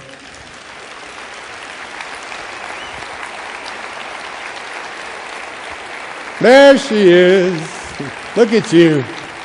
So beautiful. Hello, my love. Yeah, I love you too. Tell these people in a few moments what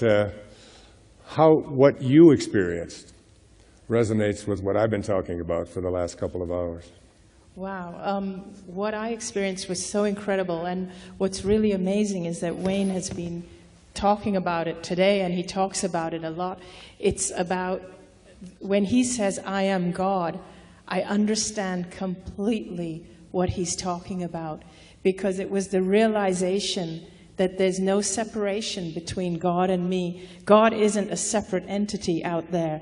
When I was not in my body, when I was no longer in my body, I was aware that my physical body was just this small thing lying there on the hospital bed dying, but I still existed. But I didn't have my body, my race, my culture, my gender, my beliefs. All of that was left behind. All of that was part of physical life. All I was this pure essence. And this pure essence, it felt like all I was just pure love, pure God, pure consciousness. We can call it any of those things. But it was that realization that saved my life, that realization there's no separation. What role did fear play in your developing this cancer? A huge. And what role do you think it plays in our world today? It's a huge role. I think all of us are brought up on a huge diet of fear. I feared everything. I feared being myself. I was a people pleaser. I was always putting myself last. Everything I did was out of fear. Even if I ate healthy foods, it was because I feared getting cancer, not because I loved myself or my life or I valued myself and wanted to be healthy. Even the kind of work I chose, everything I did was because I feared the consequences if I didn't do that. So even going and choosing a job that paid enough money to pay the bills, it was because I feared if I didn't do this, I wouldn't have enough money, not because I loved that job. Right. I said on my last PBS special that, why do you drive the speed limit? You know, do you drive the speed limit because you want to keep your neighbors safe and you want to keep yourself and your family safe and this is your expression of love for yourself and your fellow human beings? Why are you laughing? Because we all know that's bullshit, don't we? Yeah. But it shouldn't be. Because, or do you drive the speed limit because you're afraid that if you don't, you'll get a ticket. You'll have to pay the fear. It doesn't sound like much, but multiply it by 1,000 times a day and 1,000 days and a few decades of life, and you've got what is the cause of...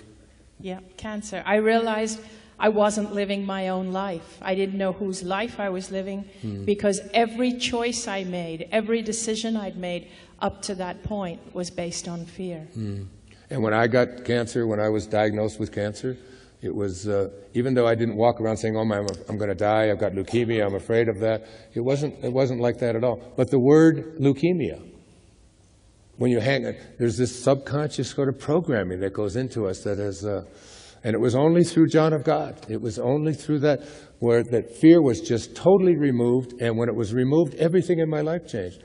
And when I talked earlier about excitement, the things that excite you now, and Anita was saying today, we're going to do a seminar together on putting these two ideas together of the impersonal life, because there really is, and it's like this thing that we carry around with us is, it's not personal. It's impersonal. We have to get rid of our personality and recognize that this consciousness is in every single one of us.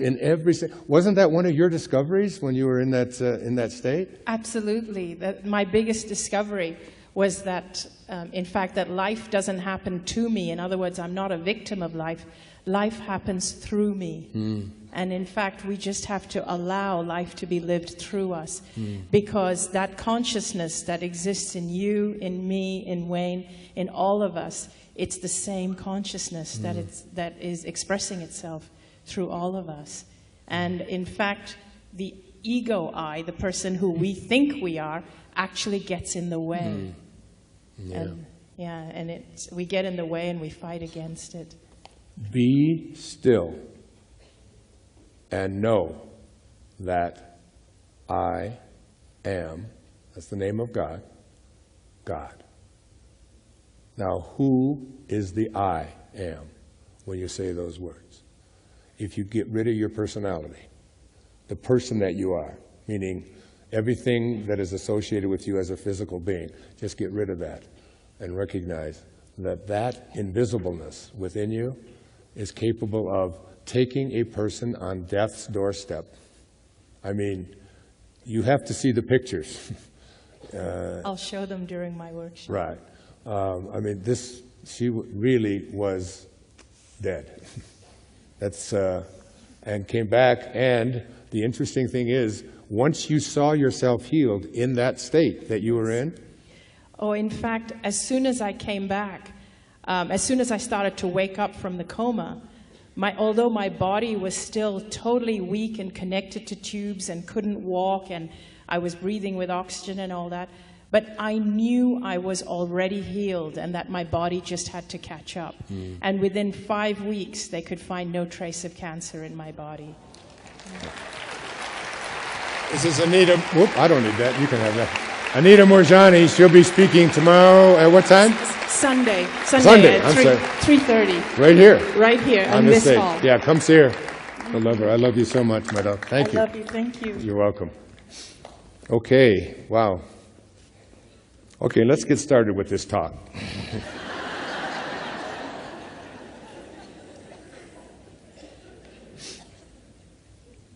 My teacher, Abraham Maslow, once said, the study of crippled, stunted, immature, and unhealthy specimens, which is what psychology often does, looks at the neurotic and the psychotic, and that's what you take psychology. You put all of the things that are, all the crippled part of us into our labels, and then you take a test on it, and then you think you're educated. The study of crippled, stunted, immature, and unhealthy specimens can only yield a crippled psychology and a crippled philosophy. The study of self-actualized people must be the basis for a more sensible science of psychology. What is possible? This is the people we need to study. When we talk about mental health and when we talk about physical health, you know, the capacity that we have within us, each and every one of us, carry it around. When you get excited about something, like, you know what excites me now, other than what I've just been talking about with this impersonal life, is on the summer solstice last year, June the 20th, I was up in the Maritimes in Canada, and I met a fellow named Bill Davis, who was a medical doctor, a cardiologist. And I actually didn't meet him. I met someone who had been a patient of his. And then I ultimately met him, and we're going to do a PBS special together. And I looked at these two people, Anne and her husband. I just lost his name. Mark, I think it is. And I hadn't seen them in about 2 years, and I looked at both of them. I said, I just can't believe you guys. You look so fantastic. You look so healthy. You know, what is it that you're doing? What did you do? You've lost your belly. You've lost, you know, to her husband and to Aunt. She was just glowing. Her skin was, she just looked fantastic. I said, what is going on with you two? What did you do? I want to follow you around. I want to be what you are. They're in their 30s and so on. Well, they said, we had this fellow up here. We did a seminar up here. His name's Bill Davis. And he wrote a book called Wheat Belly. And Hay House has a book very similar to that called Wheat Free, Worry Free, which I really urge you to read. And she said, we just decided to go gluten-free.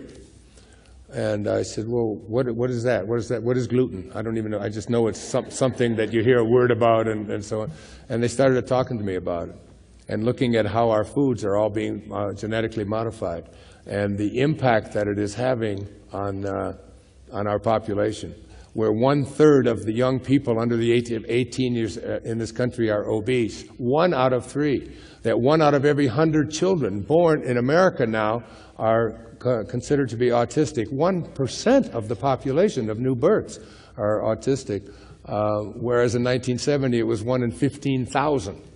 The amount of diabetes, they say that by the year 2040, the year I turn 100, there will be 1 out of every 2.5 people are going to have diabetes with the way that we are going. 1 out of every 2.5 people. I mean, that's a very sizable, like 40% of the population are going to have them. And we haven't looked at what we're doing to our food supply. That the wheat that we are eating is not the wheat that we ate when we were kids even 1 generation ago. And that we need to really so I said, that's it, I'm going gluten-free. I'm going to just give it a shot. I'm not sure what it is. I looked it up. It's this sticky stuff. That's it. And the wheat that grew up when we used to sing Amber Waves of Grain, you know, which is, Amber Waves of Grain no longer exist. Wheat isn't 5 feet tall like it used to be growing, you know, in the plains. It's 1.5 feet, and they grow it by calories per acre. And the more of it, so it's now dwarf wheat that has been genetically modified, that puts within it pesticides. And we share 7 identical genes with wheat. Did you know that? And a banana as well. I think there's 9 with a banana. So here we are sharing the same genes and eating stuff that has been programmed, 1, not to reproduce. We certainly don't want wheat to reproduce. Like for lifetime, it has always been the seed from this generation produces the seed for the next generation. That's sort of how God intended all of this to work. Now it doesn't work that way. The seed from this generation, whoa, we have modified it so that it doesn't reproduce the next generation. We can leave that up to Monsanto or one of the companies that says, now if you want more wheat, you go out and get it from us, and trying to tell us that this doesn't impact us. But when we see the kinds of changes that are taking place, and when I saw the changes that took place when I decided I'm going to get rid of genetically modified foods in my diet, not only that, but I'm going to start talking about it. Yeah. Thank you. And we need to really look very hard at this. So since last June the 20th, you're looking at a gluten-free body. Haven't had one slip, not once. And this is gone. Nice flat stomach in here. No bloating of any kind occurring. I told my wife to go on it. My wife, who we've been separated for 13 years, but we're very, very close. We had 7 children together. We're a pretty close family, even though she's living somewhere else. And she's had seizures like once or twice a week, mini seizures, and she's had 4 grand mal. And I read the chapter in there on these etiology unknown seizures, and she's gone gluten-free and hasn't had one in almost a year. Well, it'll be a year in June. Depression. So much of it in our society, depression and the kinds of foods that we're eating as we modify them. We just need to look at it. I contacted Bill Davis, looked him up, just like I looked up Anita. I was compelled. I had that inner kind of knowing that I had to find her. She was in Hong Kong, and her name was Anita M. That's all I knew. But I found her and told her that I'll publish your book. I'll help you get it written. I'll write the foreword to it if you'll do it. And then, by the way, she sent me the first edition of it, what she had written, and I sent it back. I said, it's just not good enough. That's true. She'll tell you. I said, I want you to rewrite the whole book, but I want you to rewrite it from the perspective of what you were experiencing when you were in that near-death experience. Come to us from that place rather than just giving a clinical sort of assessment of what the doctor said and what you did. And she redid it, and her book, Dying to Be Me, New York Times bestseller, one of the top books that Hay House has ever produced, and it's going to be for a long, long time to come. And I did the same thing with Bill Davis, medical doctor, cardiologist in Milwaukee, Wisconsin. And I said, let's come together, let's do a PBS show together, let's let America know that they have a choice in whether they want their foods to be modified in a chemistry lab or they want to have the food that God produces. And by the way, now that there's new meaning to Colorado High, you know, Mile High City, yeah, that you guys have legalized this, you know, of course Monsanto's right after that, looking at how they're going to modify it. Now we're going to get pissed, okay? You start messing with our Pakalolo, then we're going to be upset.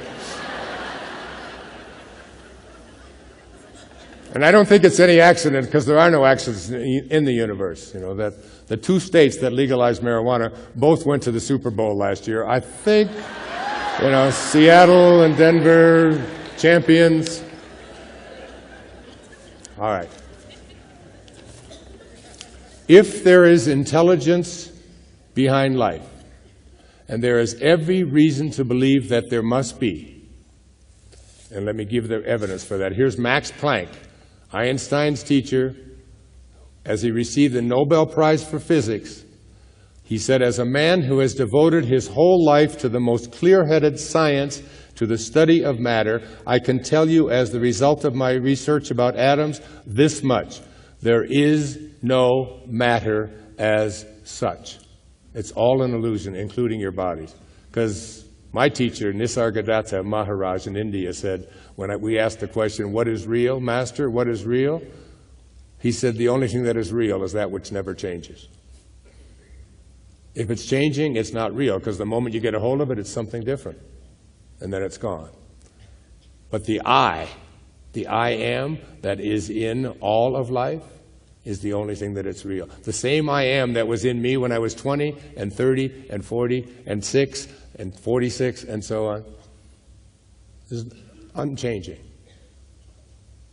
I can tell you this, as the result of my research about atoms, there is no matter as such. All matter originates and exists only by virtue of a force which brings the particles of an atom to vibration and holds this most minute solar system of the atom together. We must assume, as scientists, behind this force the existence of a conscious and intelligent mind. This mind is the matrix of all matter. That's from the greatest scientists of the 20th century, Max Planck and Albert Einstein.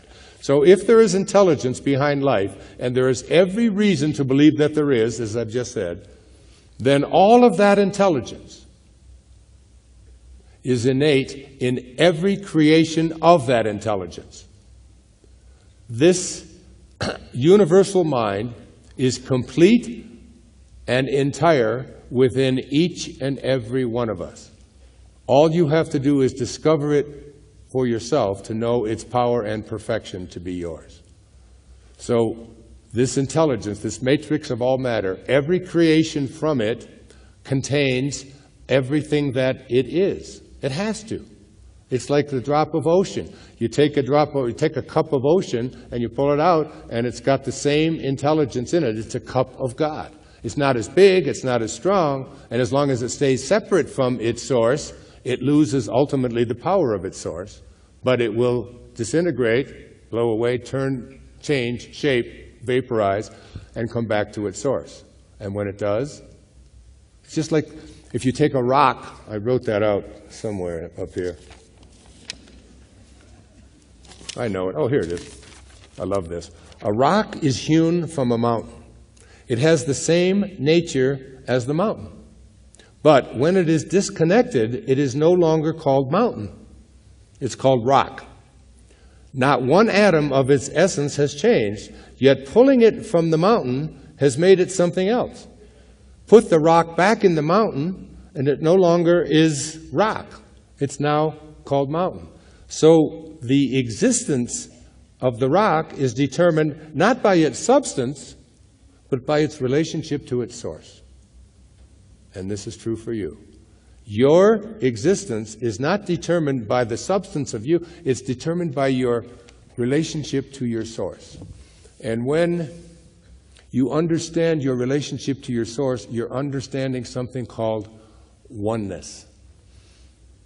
And oneness is something that as long as you are in this physical body, you're never going to be able to grasp, because everything in the physical plane has its opposites. They're called dichotomies. It's what the Bhagavad Gita is all about. It's like bringing the opposites together into oneness. When they looked at the Gospel of St. Thomas, which was discovered in 1945 at a place called Nag Hammadi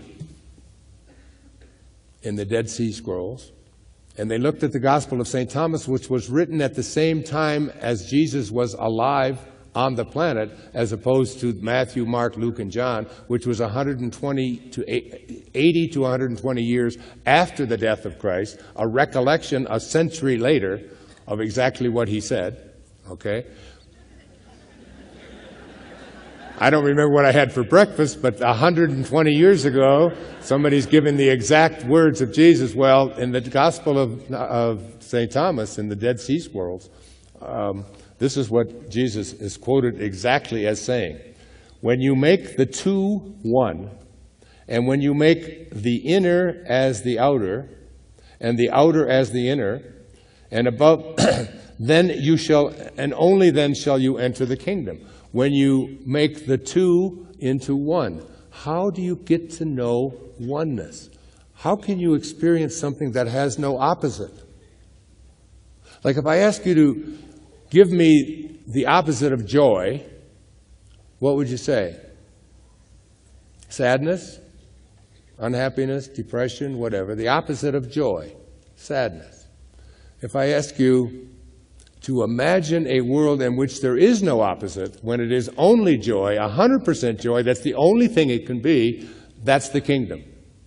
Now you take the word love and ask yourself, what's the opposite of love as we know it on this planet? Fear, hate. Try to imagine oneness. Anita will tell you about it, because we've talked many hours about this personally, and I've read about it in her book, Dying to Be Me, as well. That this is a place where you experience only love. Hard for us to imagine, but the reason there is only love is because when you're with your source, there is no opposite. So, that if you lived on the sun, it's hot, like 985 degrees Fahrenheit, something like that. But if you lived on the sun, would you have a concept of darkness? Like, would anybody living on the sun say, oh, it's going to be dark or darkness? You wouldn't. Why wouldn't you know darkness if you lived on the sun? Because the sun is the source of all light.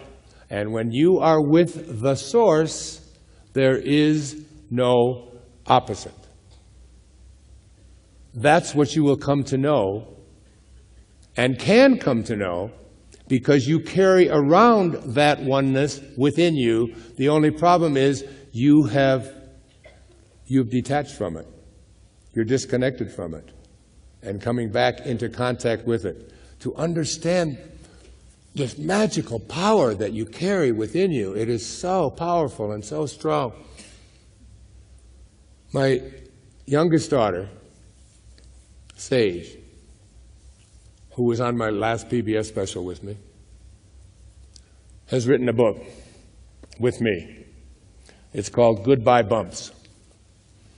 I really like, if you have a child under the age of 10, just have them read this. When she was 5 years old, she went to a dermatologist on Maui, and she was asked, she had these flatwarts on her face, and they were getting worse. And she'd had them for like 2 years now. She was maybe 5 or 6 years old, and they were around her lips and here, and then they were moving up around her eyes, and especially when the sun would come out, because they would get, her face would get tanned, but these things wouldn't, they were white. So we went to the dermatologist, and he said to her, he said, there's two things. One, he said, we can burn them off. We can wait, he said, they might go away. He said, we can burn them off, but it'll leave little scars around on your face and all that. Or we can give you a medication. The medication is very strong, and it'll leave your face kind of red and so on. And he said, oh, you can wait. And I said, well, honey, there's a third option. And she said, what's that? I said, you can talk to your bumps. And she said, what do you mean? I said, you can just talk to them and ask them whatever it is that you want, whatever you want to say to them, you know. So we went home. She said, I think I'm going to take option 3.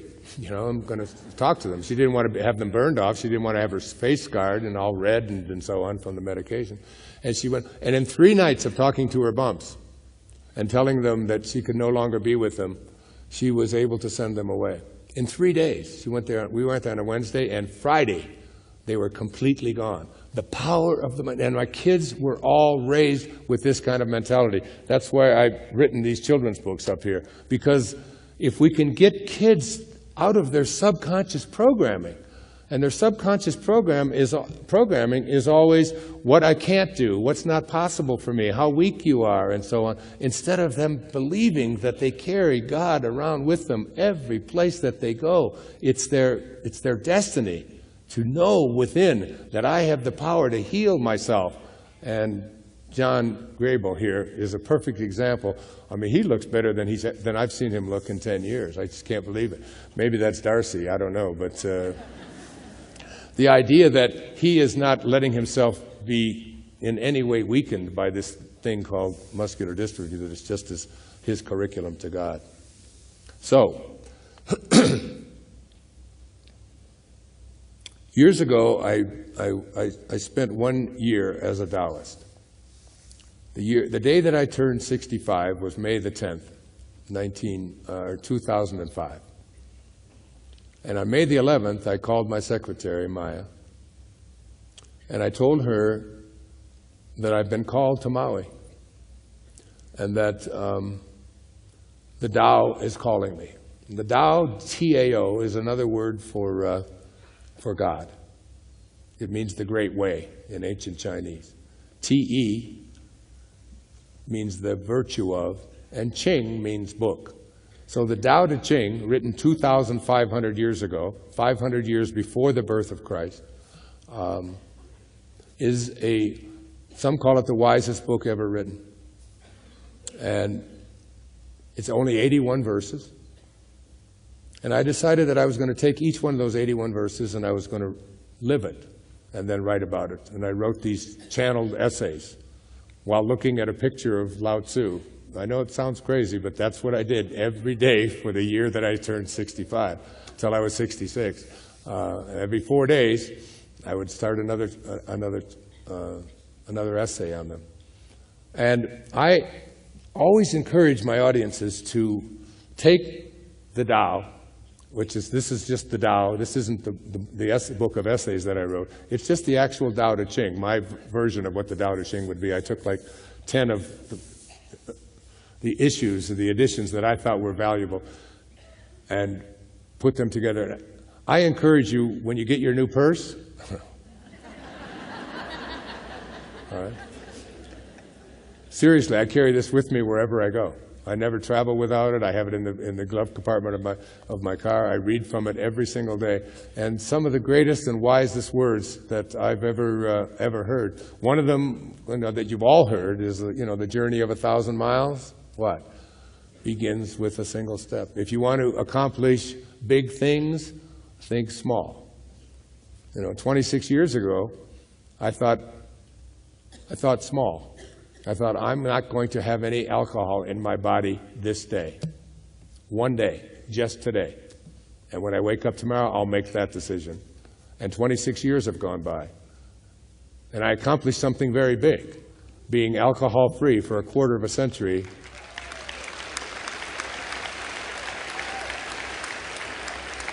When I previously drank every day, I drank. Not a lot, I was never drunk or anything, but every day.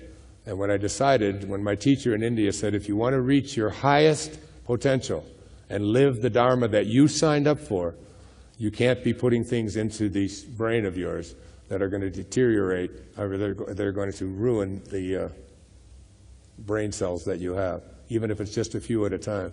He said, you have to experience total sobriety. And I remember saying, well, I don't mind total sobriety.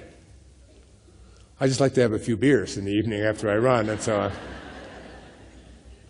And that was 26 years ago. You accomplish big things by thinking small.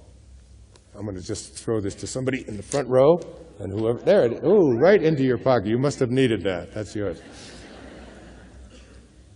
So, by way of bringing some kind of closure to this, I mean, I could just go on for the rest of the night, for sure. Yeah. But I have to do an interview at 10 o'clock tonight, so I have to make sure I'm out in time. On the 805th birthday of one of the greatest teachers that ever came down the road, his name was Mevlana, which in Farsi means our master. Mevlana Jalaluddin Rumi, the great poet.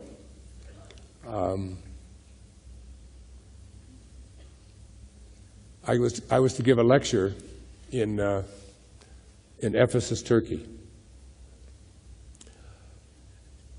before 300 and some people. In fact, I just saw a copy of it up here somewhere. Where is it? Oh, there it is. It's called Modern Wisdom from the Ancient World. And we did a Mediterranean cruise. And it's 7 DVDs. It's really spectacular. And I give a whole series of lectures throughout the Mediterranean. And we were going to culminate at this place in Ephesus, Turkey, which is the home of the mother of Jesus. For the last 30-some years of her life, when Jesus was being crucified, he asked John if he would take care of his mother and make sure that she was safe for the rest of her life. And she lived in this home in Ephesus, Turkey, for some 32, 33 years. And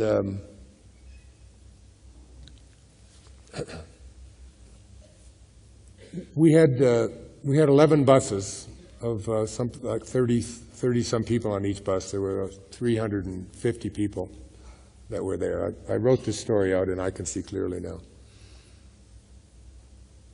And we pulled into this amazing place in Turkey that is being excavated, and it's only like 15% excavated. It's this huge city, and it's at the time of when Jesus was alive, and it's just this amazing place to walk through these streets that are exactly as they were, not replicas, but the actual cities, because they're digging. It's a big archaeological dig.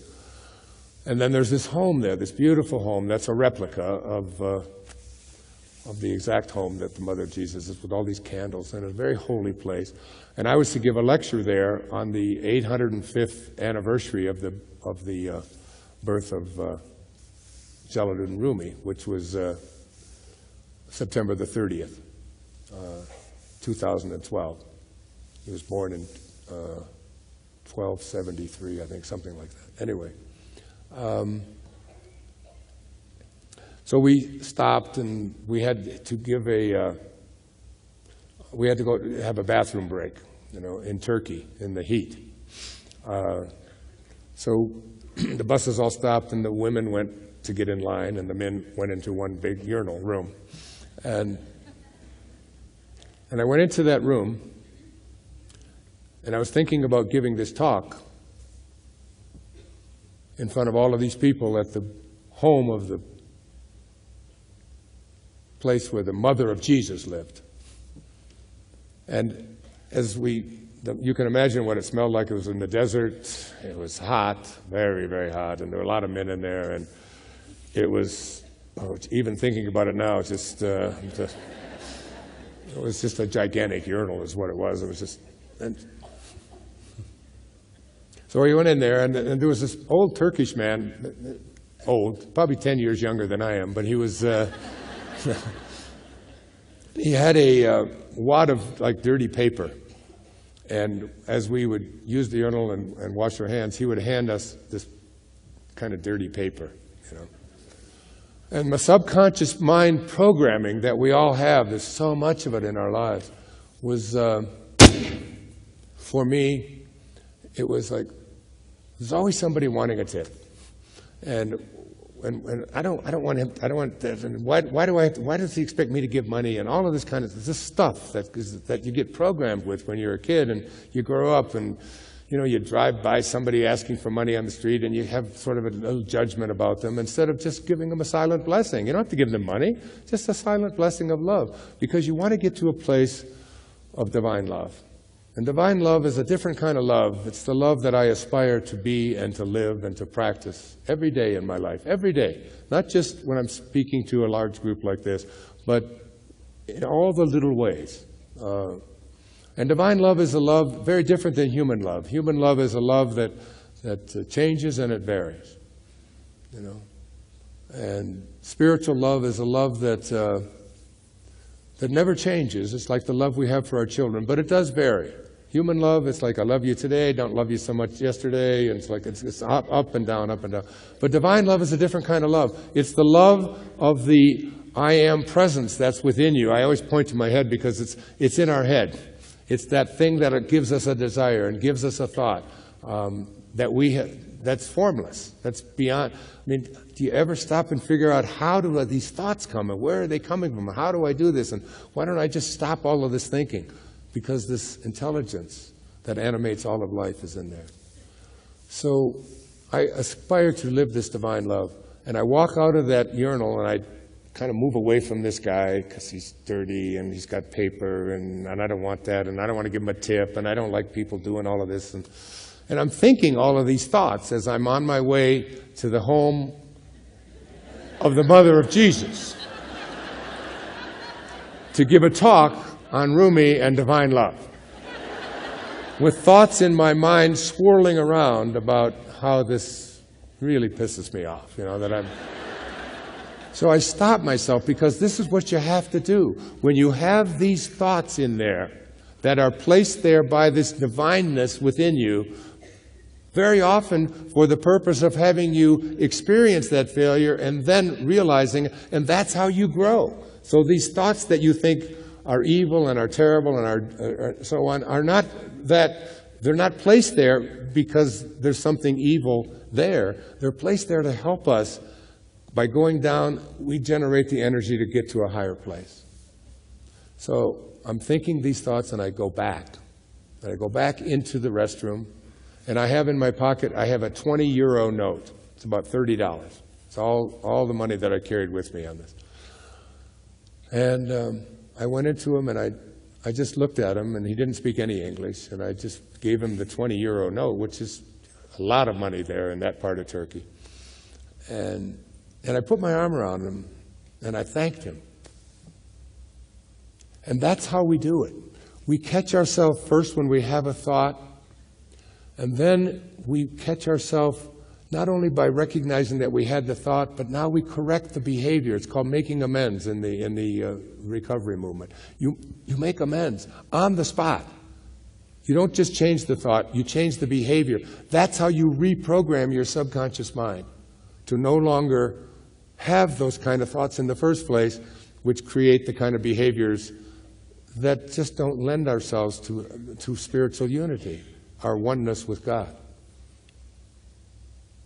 And that day, at the end of the talk, there's a fellow here, his name is Alex Woodard, who has a wonderful book. It's called For the Sender. And here's what I said about Alex. It says, Alex Woodard is one of the greatest writers I have ever come across. For the Sender is an inspiring, life-changing, and thought-provoking work. Alex is going to be performing and presenting to you tomorrow, sometime tomorrow. I encourage you to be here for it. And Alex, his book, For the Sender, what he does is he takes letters that people write, and he writes a song based upon these letters. And I'd like to close this program today with a letter that my daughter, Serena, wrote to me after attending that lecture in Ephesus at the Mother of Jesus. She accompanied with me on the whole Mediterranean trip. And then I showed Alex the letter, and he wrote a song about it. And my daughter, other daughter, I have a lot of daughters. My daughter Sky, and this song is on there, has a brand new CD. It's just come out. Look at that gorgeous picture. It's called Letting Go. And this song is on there. So here's the letter. If you saw the PBS show, you saw we filmed it, but I want to share it with you tonight. It says, Dad, today I sat behind you in Ephesus, Turkey, while you gave a lecture to a few hundred people who had traveled from all over the world to hear you speak. I was overcome with emotion as I saw you standing there, fulfilling your Dharma, while touching the lives of so many. I know you as my father, but you've always been a teacher to me as well. You have taught me that the solutions to all of life's problems are inside of me, and that I only had to go within and be silent and present and know that all is well. You never told me how to live or what to think or what to believe in. Instead, you showed me how to make each step a prayer and each word a word of love. You taught me about Rumi, St. Francis, Hafiz, Jesus, Buddha, Krishna, Mohammed, Saint Germain, Neville, and so many others. You taught me to believe in magic and miracles, and you showed me how to be in awe of the awesome world we live in. Since the time I was brought into this world, I knew that I was safe to be exactly as I was, and that whoever I was a perfect creation of God. You told me that I was God, and that it was God that looked out from behind my eyes. I learned from you that I was the master of my own fate, the creator of my own destiny. Of all the lessons I have learned, the thing that hit me the hardest was when you said that I am God. Could I really be a spark of God, a perfect creation put here on earth with a purpose? You say this all the time, but I've always struggled with it, especially since school and society were telling me otherwise. I doubted myself, I felt inferior, and I worried that I needed to apologize to something for even contemplating this idea. I have felt unworthy, undeserving, and unsure. Although you gave me great tools, I still had to figure out how to use them on my own.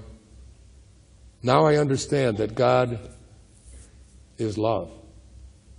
God is beauty. God is truth. You told me I came from an infinite space of perfection, and that I will return to it one day too. Slowly I'm beginning to understand. People love you so much, and yet to me you have always been Dad. You drove me to school each morning, you taught me how to swim and how to ride a bike, you read me stories, and you came to all my plays. As I have grown, you have encouraged me to follow my own dharma and to go after whatever it is that excites me. You believe in me, Dad, and I love you so much for that. What do you say to someone that gave you life and then showed you how to live it? You say, thank you, thank you, thank you. I love you, Serena. Isn't that beautiful?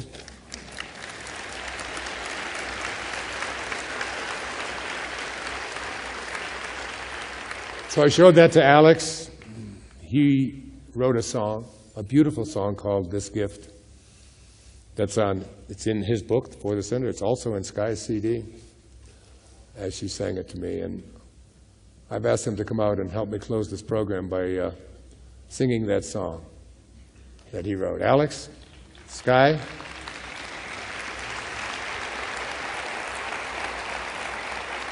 This is my daughter, Sky.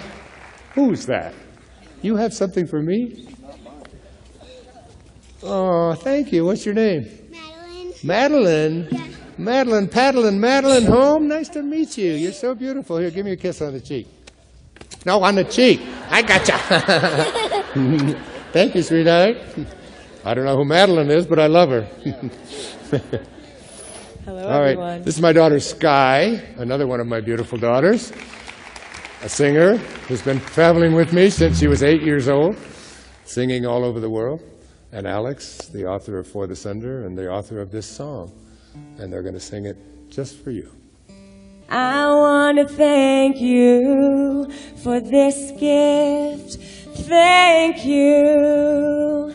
Thank you.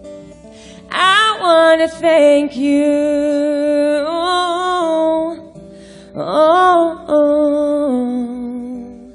I love you, Dad. Woo. Thank you, honey. So beautiful. Thank you, baby. Mwah. Thank you.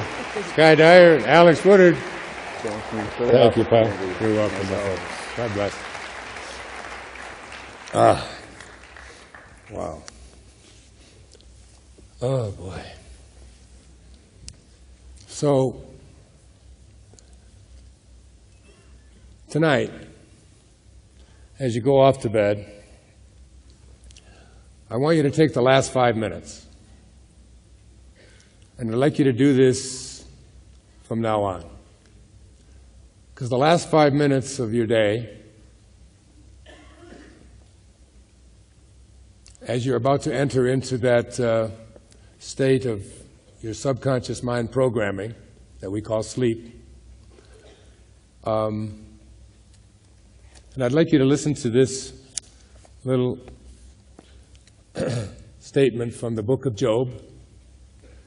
It says, in a dream, in a vision of the night, when deep sleep falls upon men, while slumbering on their beds, then he opens the ears of men and seals their instructions. He being God, the source. Your subconscious mind has been programmed to believe that you're ordinary instead of that you're extraordinary and you carry God around with you at all times and all things are possible. You haven't been programmed that way. And if you use the last 5 minutes of your day to review the things that you don't like, the things that didn't go well, the things that upset you, the people that made you angry, the things that were failures, the deal that didn't work out, the illness that is bothering you or someone in your family. And if you've trained your mind this way, and especially at night as you go off to sleep, then your subconscious mind gets programmed, because your subconscious mind is the 96% of your mind that operates on automatic pilot. It's all the stuff that you do without thinking all day long. From the moment that you awaken, to when you brush your teeth, to how you drive your car, to how you go through traffic, to how what you wear, and on it goes. All the decisions that you make, you're not consciously thinking about them. And then you get a program in there. And this program gets you to focus on the things that you don't want and you don't like. And the universal subconscious mind, to which we are all connected, even though we've lost our connection, many of us, because of the choices that we've made. Because the choice to move to a place of divine love, Rumi said that when you are born, a ladder is placed before you to help you to escape from this world, to help you to recognize that you are in this world, but you are not of this world. You're in it, but you're not of it. What you are of is an infinite divine intelligence, a soul that only wants to expand because it's infinite. If it was finite, it would begin someplace and stop someplace. But your soul doesn't do that. Your soul has no form to it, so it is always growing, always expanding. Its theme song is "Don't Fence Me In." Oh, give me land, lots of land, and the starry skies above. Let me ride through the wide open spaces that I love. Don't fence me in. Don't put a fence around me. Don't put me into a box. Don't compartmentalize me. Don't let me try to live somebody else's life. And you want to reprogram your subconscious mind when you're going off to sleep to think about the things you would like to manifest as if they already were here. That is how I healed myself of a very serious neck injury last year, of leukemia, of that's how my daughter healed herself of her bumps. It's like that's what I've raised my children to believe, that you have a divine power within you, and you don't want to allow someone else to take it away from you. Be still. In your stillness, you want to meditate. My practice is an hour a day of meditation. And it's a very quiet and peaceful one. I learned it, and I put out a program, which is here, and it's called the I Am Wishes Fulfilled Meditation. All I want you to do with this, if you decide you want it, is to fill out a piece of paper in your mind. And on that piece of paper, write the word that. T-H-A-T at the top. And anything that you would like to manifest for yourself into your life. Whether it's a healing, whether it's a business, whether it's a relationship, whatever it is, it doesn't make any difference. Just put that on the piece of paper in your mind. I am that. Because these are the words that God spoke to Moses. It's the only place in all the spiritual literature, and it goes back 3,300 years ago. It's the only place where God reveals his name. My name is, you can look it up in Exodus, I am that I am, and that shall be my name for all future generations. Strictly straight right out of every edition of the Bible. I am that I am. That. Now in your meditation, what they have done, I didn't do this, James Twyman had a scientist go back and look at the language from 3,300 years ago and the letters in Chinese and associated them with the sounds, and they created a sound on track 2 and 3. On my seminar on Divine Love, I have 3 or 4 of those where we actually do this meditation. And I would do it in here if we had the time, but we'd be here till 4 o'clock in the morning. But it's a simple 20-minute meditation, and you just listen to that sound, and basically it's the sound that God was saying to Moses at the time, according to whatever scientific sound we have. I am that I am. Just practice it. Just give it a shot. Just try it. It's something, I meditate with it all the time because that sound is there's just something about it that just brings me to a place of love. And as we bring this beautiful evening to a close,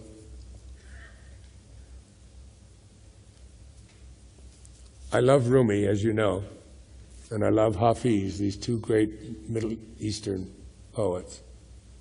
The great Hafiz said, even after all this time,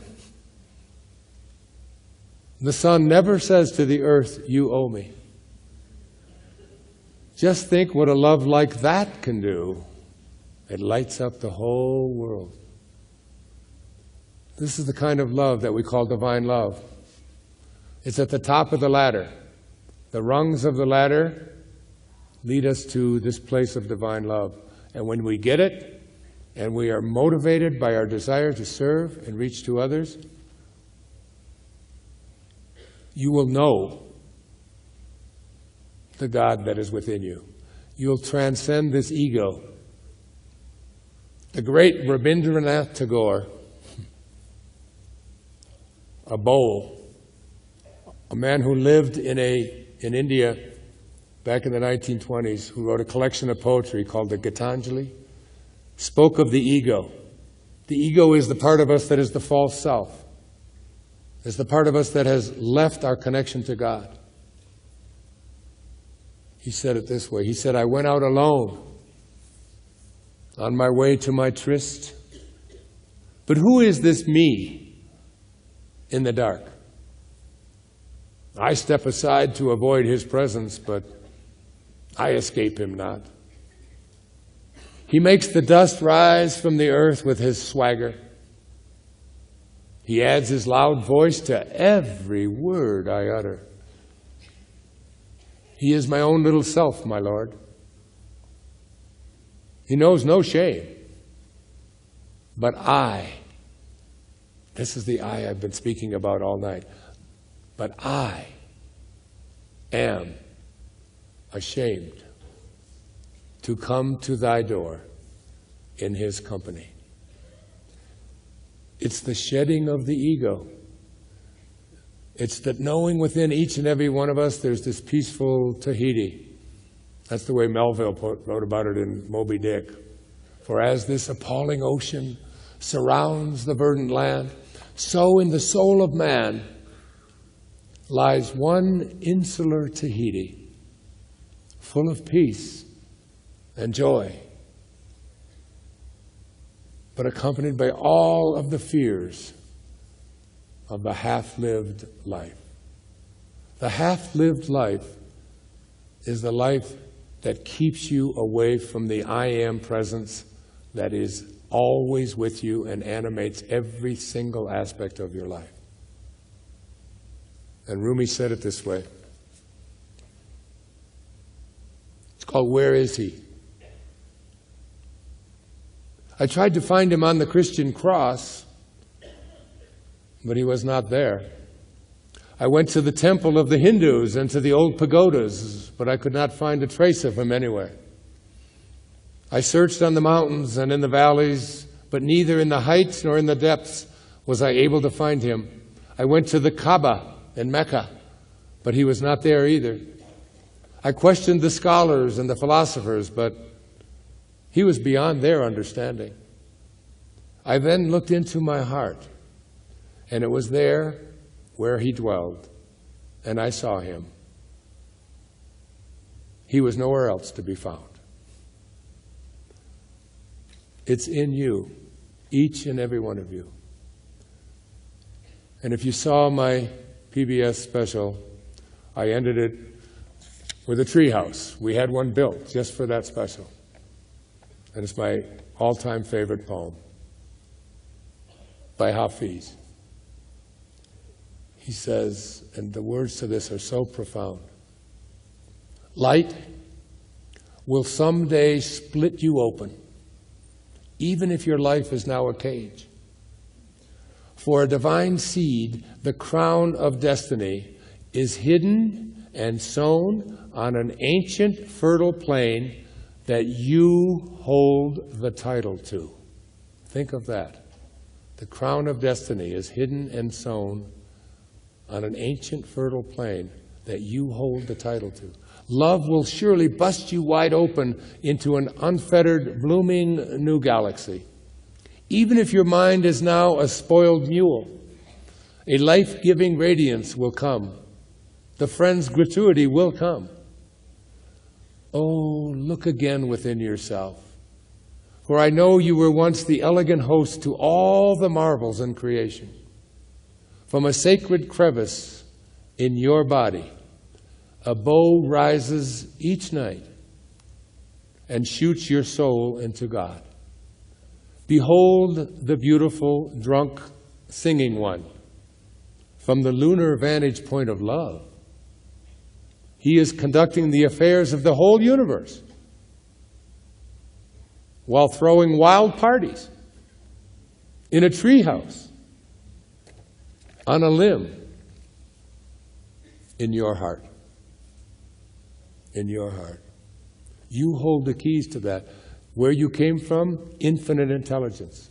Where you go back to, infinite intelligence. Here, limited, because you have been conditioned to believe in your ordinariness. Tonight, in the last 5 minutes, program your subconscious mind to act as if what it is that you would like to create is already here. When you awaken after marinating for 8 hours in that consciousness, the universal subconscious mind, which controls all things, will respond to what you have placed in there.